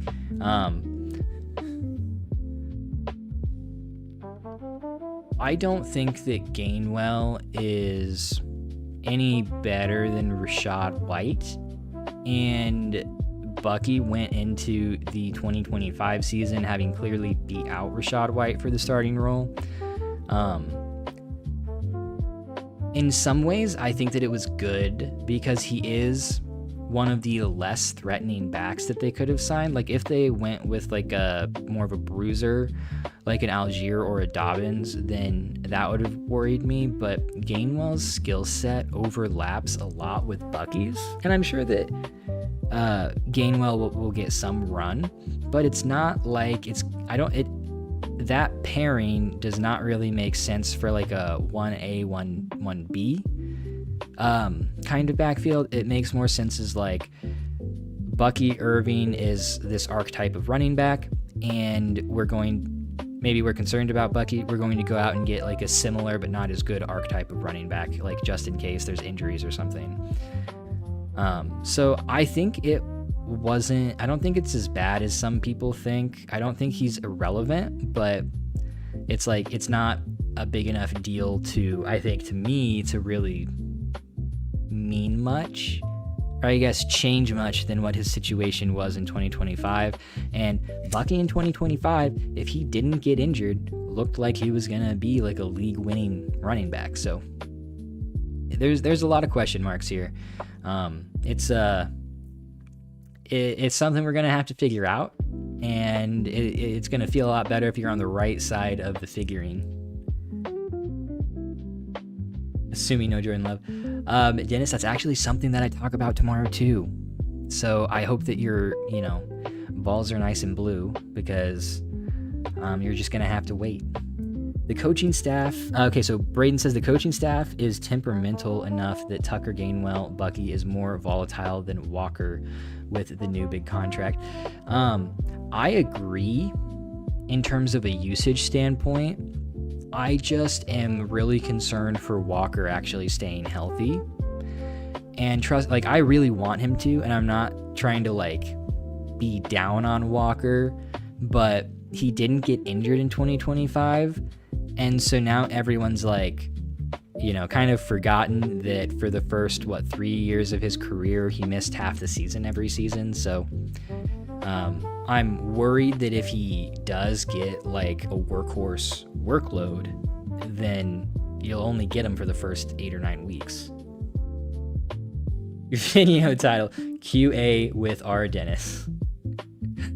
Oh, that's funny. No, I mean, you're asking about a lot of the hot button players, and so they're good questions. Okay, I need to lock in here because this is the range, dude. This is the range of players where it's just so hard for me to rank them, because they're all kind of so close. So okay. Is there anyone after Walker that I want more than Bucky?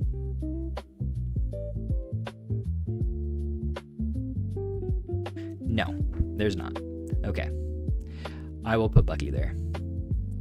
I mean, you know, if you this is just the running back in this tier Bucky is that I kind of like the best. I also like Scat, but I'm gonna have to move him down. Let's see.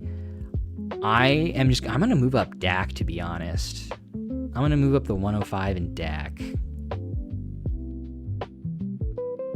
I do want Dak like one spot, I think, ahead of the 105, because I would rather have Dak than Mendoza. But the 105 wouldn't be a bad thing to have. Let's see. I want to. Trayvon's hard because he's not that exciting, but he just has such a high ceiling. I think I want to move up McCaffrey, but I don't want to move up McCaffrey. This is so hard.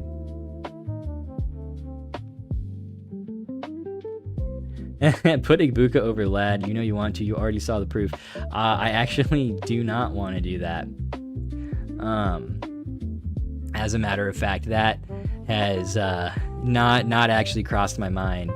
I'm struggling, but not with that. From Nick. Let's see. Shamrock said that hey, the picks are starting back up in my draft. Is it worth grabbing a guy like Terrence Ferguson, Mason Taylor, Dallas Goedert over the 2, 3, 2, 4, and Mike Evans? Oh, that's tough. I like Dallas Goedert right now. I think he's being criminally undervalued as well. But the 2, 3, 2, 4, and Mike Evans are good picks. I would say Mike Evans is probably the best pick there. And I know that you're kind of doing a rebuilding, retool future value team, but I would not shy away from picking up the value if there's falling veterans that are the value. Because as long as they start producing, you're going to get a value in. Nick asked me if week 4 Igbuka was over Lad. Actually, I don't think so, because I started out high on Lad in the last offseason. And then Igbuka was one of my biggest sells on my week 4 buys and sells video. So I don't think week 4 Igbuka was over Lad. I actually predicted that his production was unsustainable. Did not expect it to be that unsustainable though. Kind of crazy. Man. I look at my rankings and I'm like, I feel like I don't even want Rome Odunze here at the 503, but I'm like, who do I put above him? Like, this feels too high for me because I'm like fading Rome Odunze, but Burden maybe, but I also have concerns with Burden. So I think I'm moving Marv down, but who do I put above? I just don't know. This is hard.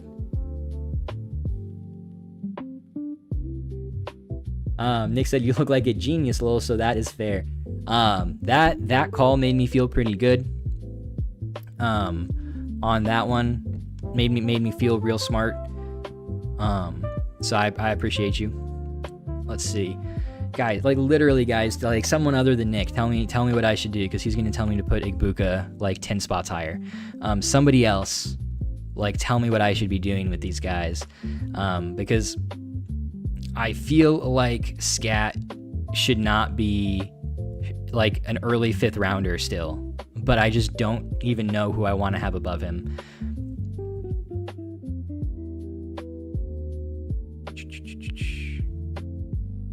I think the 106 is a pick that I can move up though. I'm gonna move Burden in between Rome and Igbuka. I don't know, just for funsies, I guess. And then after Burden, we can stick with Rome. I'm gonna go Chase Brown, even though I'm legally obligated not to like Chase Brown.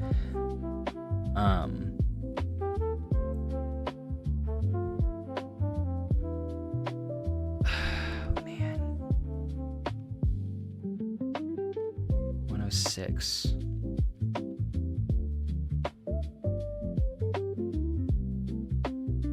That's the thing. I wouldn't take the 106. I feel like over Goff, Kyler, or Baker. Would I?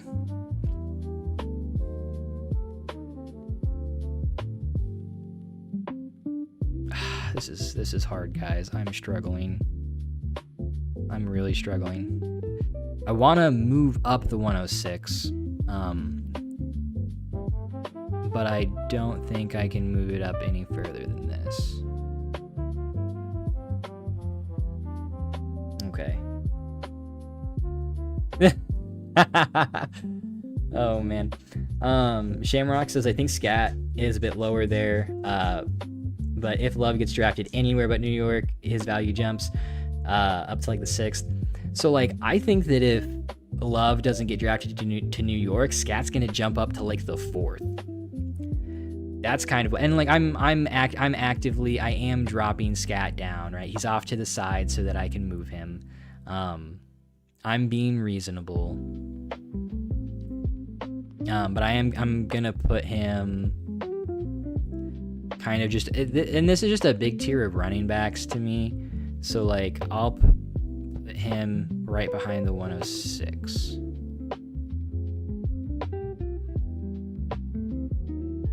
Because I feel like in the 6th round, that's where I'm good taking a shot on him. Because even if Love gets drafted to the Giants, Scatabo's still going to have some value. Like he's going to go down to probably like a 10th round Dynasty startup pick.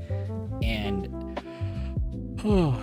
if Love doesn't go, then I think Scat's going to shoot up to like being consensus at the very least, like late 4th, early 5th. Like he jumps to the top of this RB tier. Okay. You feel like Odunze's spot is wrong because he should be up by the 104. Let's see. Sorry, no room for Odunze here. No room. I'm trying to think of who I should put after Odunze. Okay, not trying to move Odunze up. But yeah, I mean, I wouldn't call someone stupid for having Odunze up there. Like by no means do I think that's like dumb, by any means. But that's just not where I have him because I'm low on Odunze. Horse says he dropped BTJ behind Burden. Yeah, I'm trying to think of players that come after the Odunze, the Odunze rank. So you guys are not actually helping me that much. Let's see. I just really like BTJ. Like, let's see. Horse, did you watch my video talking about like BTJ and the injury and stuff, like the wrist versus like Odunze and Igbuka? I'm just curious.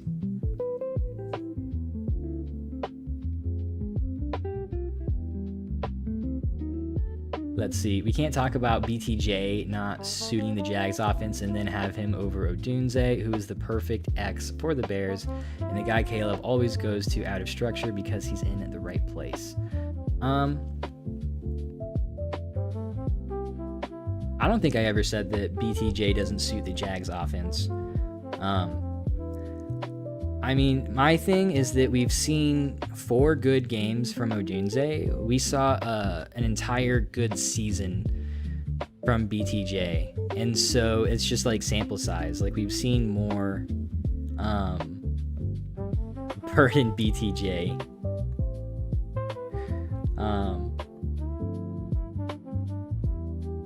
Maybe. So the problem, Horse, is that like the whole true catch rate thing, like BTJ was just actually not catching like 30%, relatively like 30% of the passes that he was getting, that statistically looking at his rookie season he should have been catching. And I did some like numbers, and it was mostly like the more downfield stuff that he wasn't able to catch, right? The ball is thrown with more force. And if he just had the same true catch rate, which is a super sticky stat, like one of the stickiest stats that I've come across in like all my time doing NFL analytics, if he was just catching, and in the first 5 games, if he was just catching the balls that came to him like he showed he could his rookie season, he would have been like a 16 to 17 point producer at the beginning of the season. He just like wasn't catching stuff. And so like, even if he's not the greatest fit, he was being utilized and he had opportunity. I just think that there was the wrist issue that was not letting him actually be productive. And then when the, injury wasn't getting better, obviously the throwing to a player who's only going to catch the ball like 50% of the time, between like the catchable targets and then his true catch rate, right? It's only like 50% of the pass. It's just not good for an NFL team. It's not going to work. So it felt like they really went in the other direction. And if he was just bad, like the fact that the Jags just are pretty much refusing like trade negotiations and stuff for BTJ and have a very strong stance that they are like not going to move him tells me that they know something that we don't, right? Because any other player, if this happened and there wasn't some external cause, like they'd be on the trade block, right? So that's why that's my thoughts with BTJ. And if Hunter's playing defense, then that's less competition too.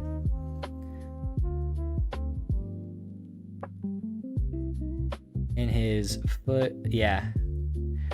So the Odunze stress fracture was an issue. I broke down the whole injury, like kind of evaluation in that video, but like the first 4 weeks, the Bears game plan was just like throw the ball to Odunze, and that was really nice for Odunze, but like over that time the Bears sucked. Like they were not good. They only beat the Raiders, the worst team in the NFL, because they had a blocked field goal at like the buzzer, right? Like they legitimately almost lost to the worst team in the NFL. And so it's like their offensive game plan wasn't working. The bye happened. The entire offensive plan shifted before any inkling that like the stress fracture had even been happening, right? And so things were already moving in Chicago and changing before the stress fracture popped up.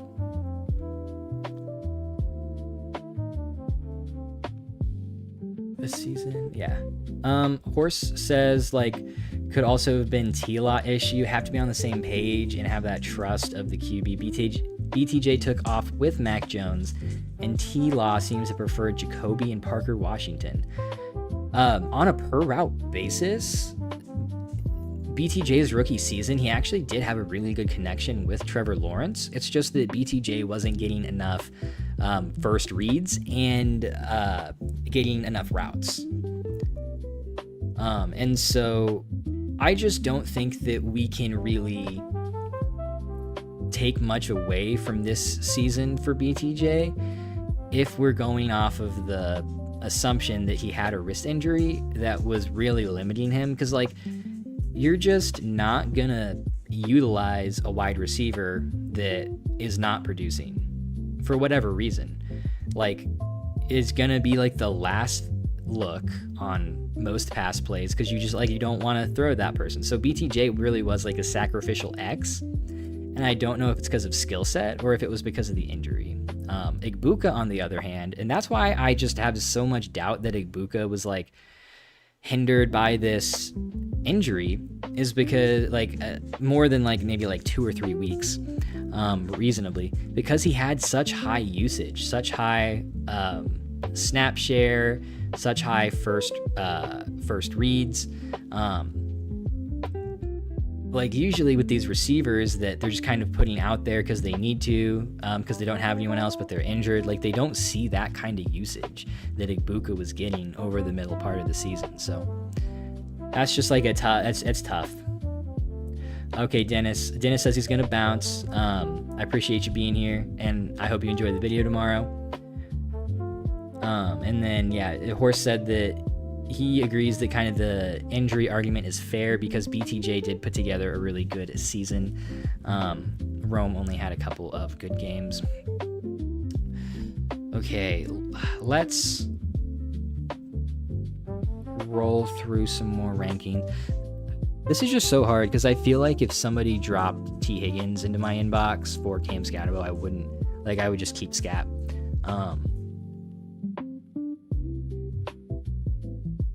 Hunter, I'm gonna move him down a little bit, but like this is the range where I'm just okay completely missing on a player as long as they have that kind of upside that Travis Hunter has. So I'm gonna move him down here to, well, I'm gonna move the 107 up, I think. And then I'm gonna move Hunter down.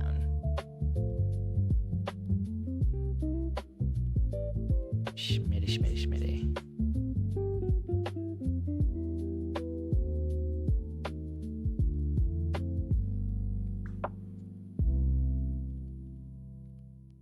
Oh yeah, I have Kyler ranked so high. My goodness, I'm a madman.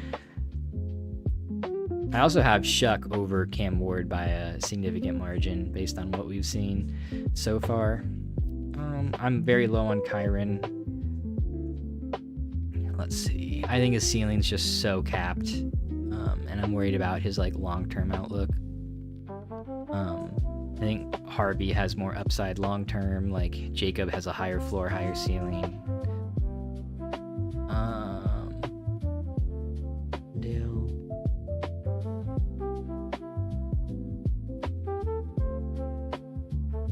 I think I am high on Parker Washington. Actually, just based off of where he gets drafted. Both of these guys need to fall.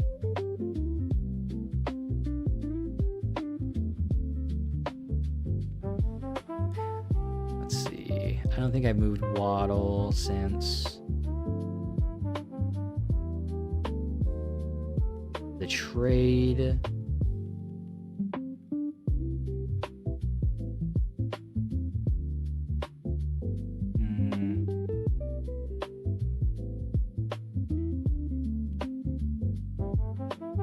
I feel like I want to have more players in between these picks, but all these picks are just in such a similar tier.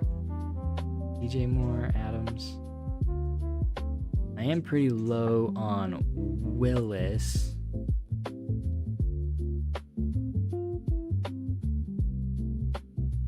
Let's see. Gosh, I just feel like I want the upside of the Parker Washington and the Ricky Beersall over these productive vets. I'll put them here. I mean, I think I'll put Parker Washington here. And no, I'll put both. Just because, like, I want the player that if they hit, they're going to, like, double in value.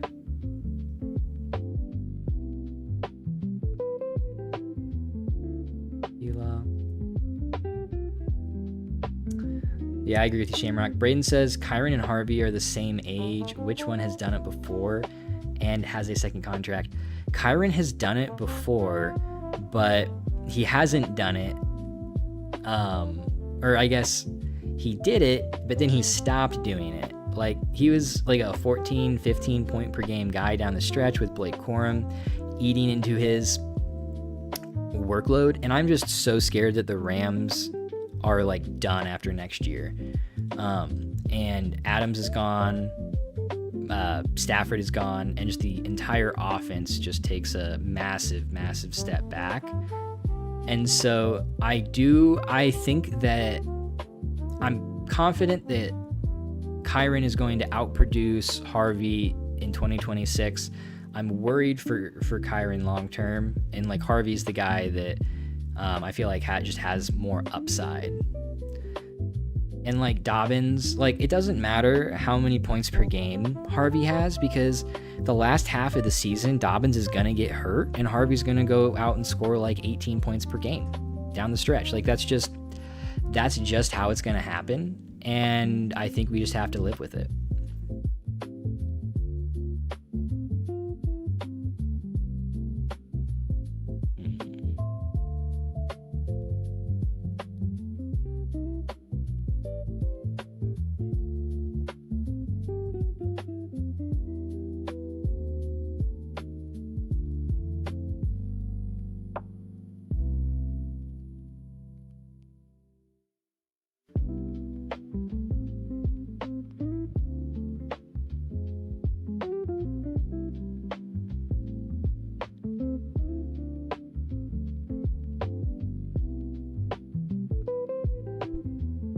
I have Terry McLaurin pretty low. I'm just not confident at all about him coming off of injury, coming back and being like very productive. I'm worried about the Commanders actually adding some real answers at wide receiver. And even then, I just think he's a one-year rental that doesn't have as much upside as like a Mike Evans or a Davante Adams. Yeah, this is more just kind of how I play Dynasty though. Like I'm not chasing like 1 year of production from guys. I'd rather get a guy a lot of times who's gonna give me at least somewhat comparable production, but then actually maintain value a little better. Let's see. Where's Kyren? Here.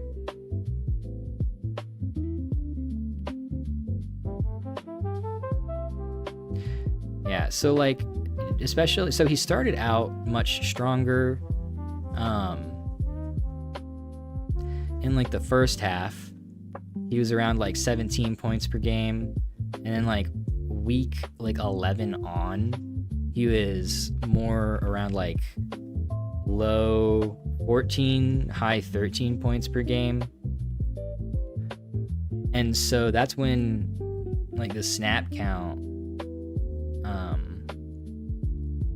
or I guess the snap count didn't change that much, but that's when Blake Corum started getting more work. So I'm just worried that this is what we're going to see from Corum, is like 14 points per game. And also, like, is that points per game? I don't think he was RB9 in points per game.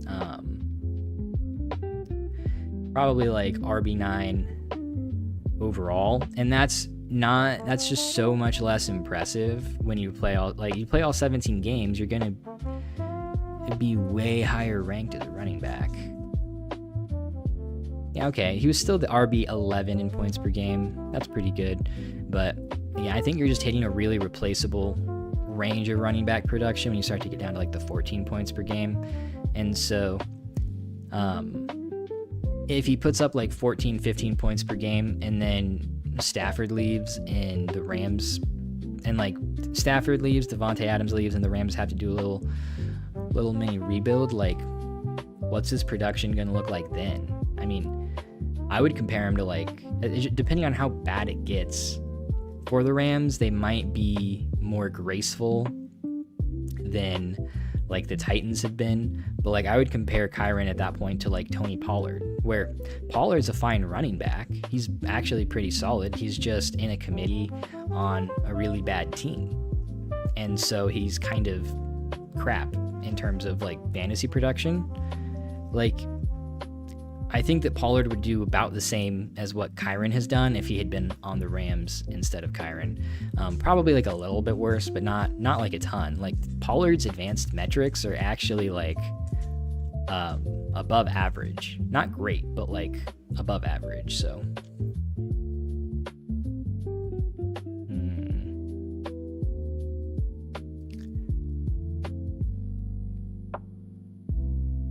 I honestly don't think there's like a ton that I'm going to be changing in the rankings.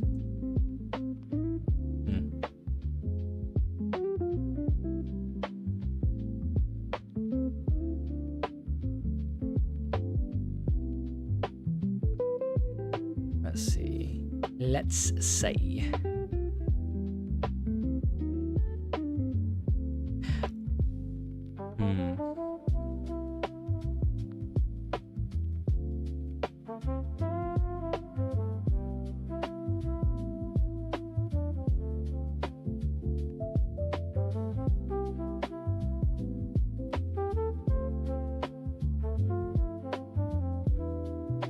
Just so tough because I look at this and I kind of want to move Judkins up, but that means I have to move other players down that I don't really want to. I'm not high on Saquon. That's wrong. All right. Oh, okay. I guess I can't do that. Oh well.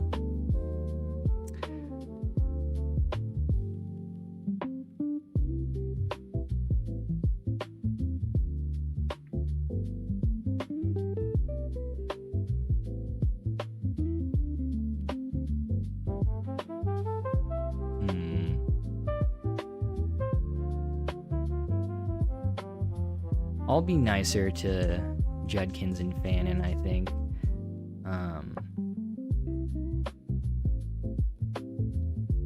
And move them up ahead of these quarterbacks. I just freaking hate the Browns. I don't like hate the Browns. I hate the situation of the Browns. I actually do not have strong feelings towards the Browns as like an organization. I just do not like that situation for my fantasy assets.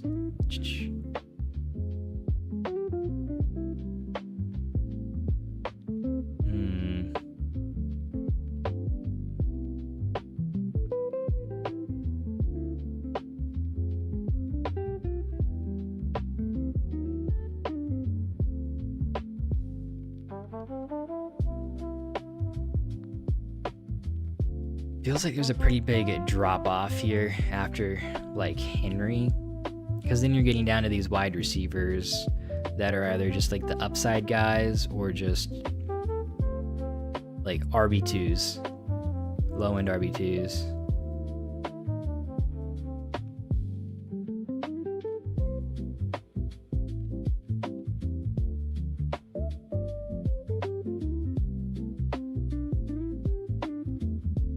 These two. I really like those running backs. Okay.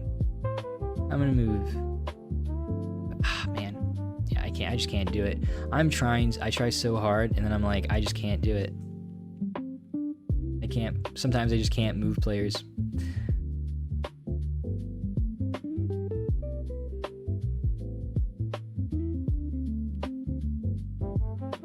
Yeah, Braden. That's a good question. I really like Jacobs. Before he got injured, he was at like 20 points per game last year. You're right. ETN should probably be higher in my rankings.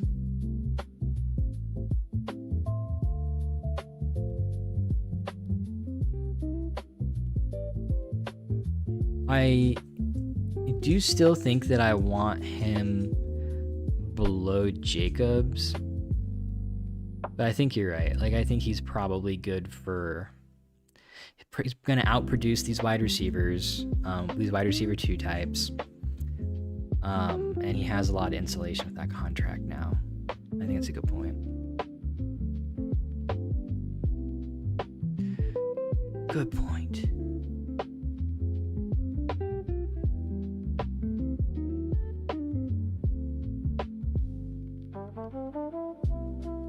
Man. Super tough.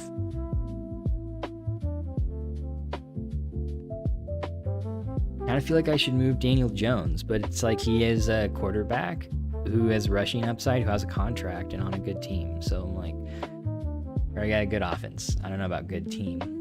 the defense is a part of the team. So I just feel like I can't move him below these like veteran running backs and the wide receiver twos, because whenever he's back, he's probably going to put up like 18 plus points per game. And I don't know, how old is Jonesy?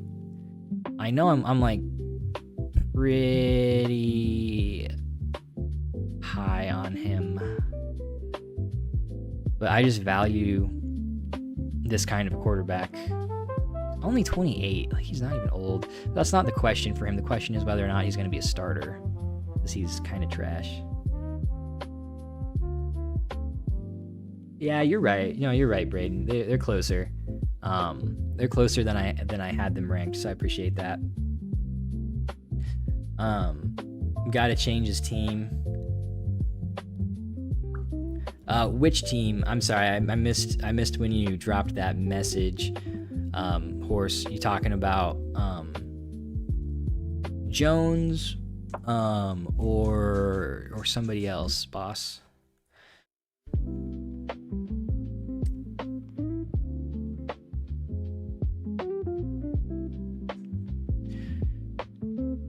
Yeah, I see what you're saying, Braden, but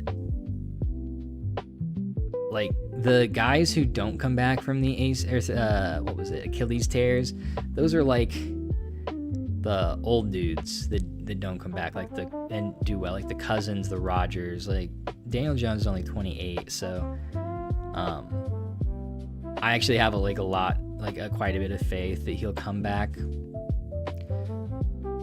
And even if he comes back and he like isn't very mobile, I think the Colts are going to be good enough to like still make him like a high-end QB2. Yeah, you're right, but it's like, who do I put in front of him? Who do I put in front of like Daniel Jones?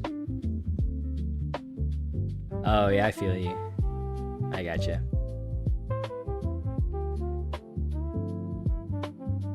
I was thinking of like moving him down is what I was thinking of, but as much as I like Gadsden, as much as I like Jacobs, I think the only thing that I could probably do is like the 107.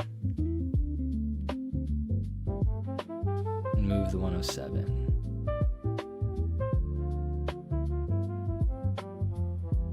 Oh, but I just like these players. I'm gonna leave it there. Okay. Well, now that I have your blessing, I can feel good. I can feel good about keeping him there. Thank you. Braden said that he is ranked appropriately. I appreciate it. And so let's see. Do I have March? That meant to be sarcastic in a friendly way, not in a boo-hoo kind of way. Just so you know. Okay.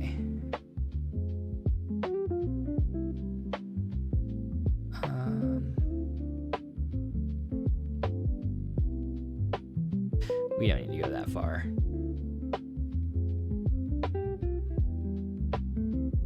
I'm probably gonna give someone an epilepsy episode doing this. I could probably move Kirk Cousins up, but not a lot probably.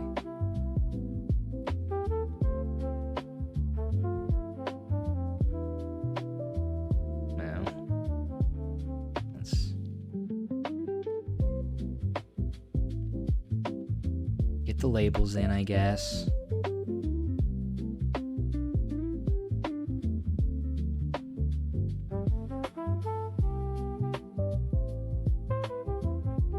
Okay, it looks like Horse is logging off and Shamrock is as well. Taxes are done. I think that this is probably a good time to end the stream as well. So thank you guys for being a part of the stream and being here. I do very much appreciate it. I'll think more about the 107, Braden, and you can always check the rankings on the Discord if you're curious. But thanks for hanging out tonight, guys, and I appreciate y'all.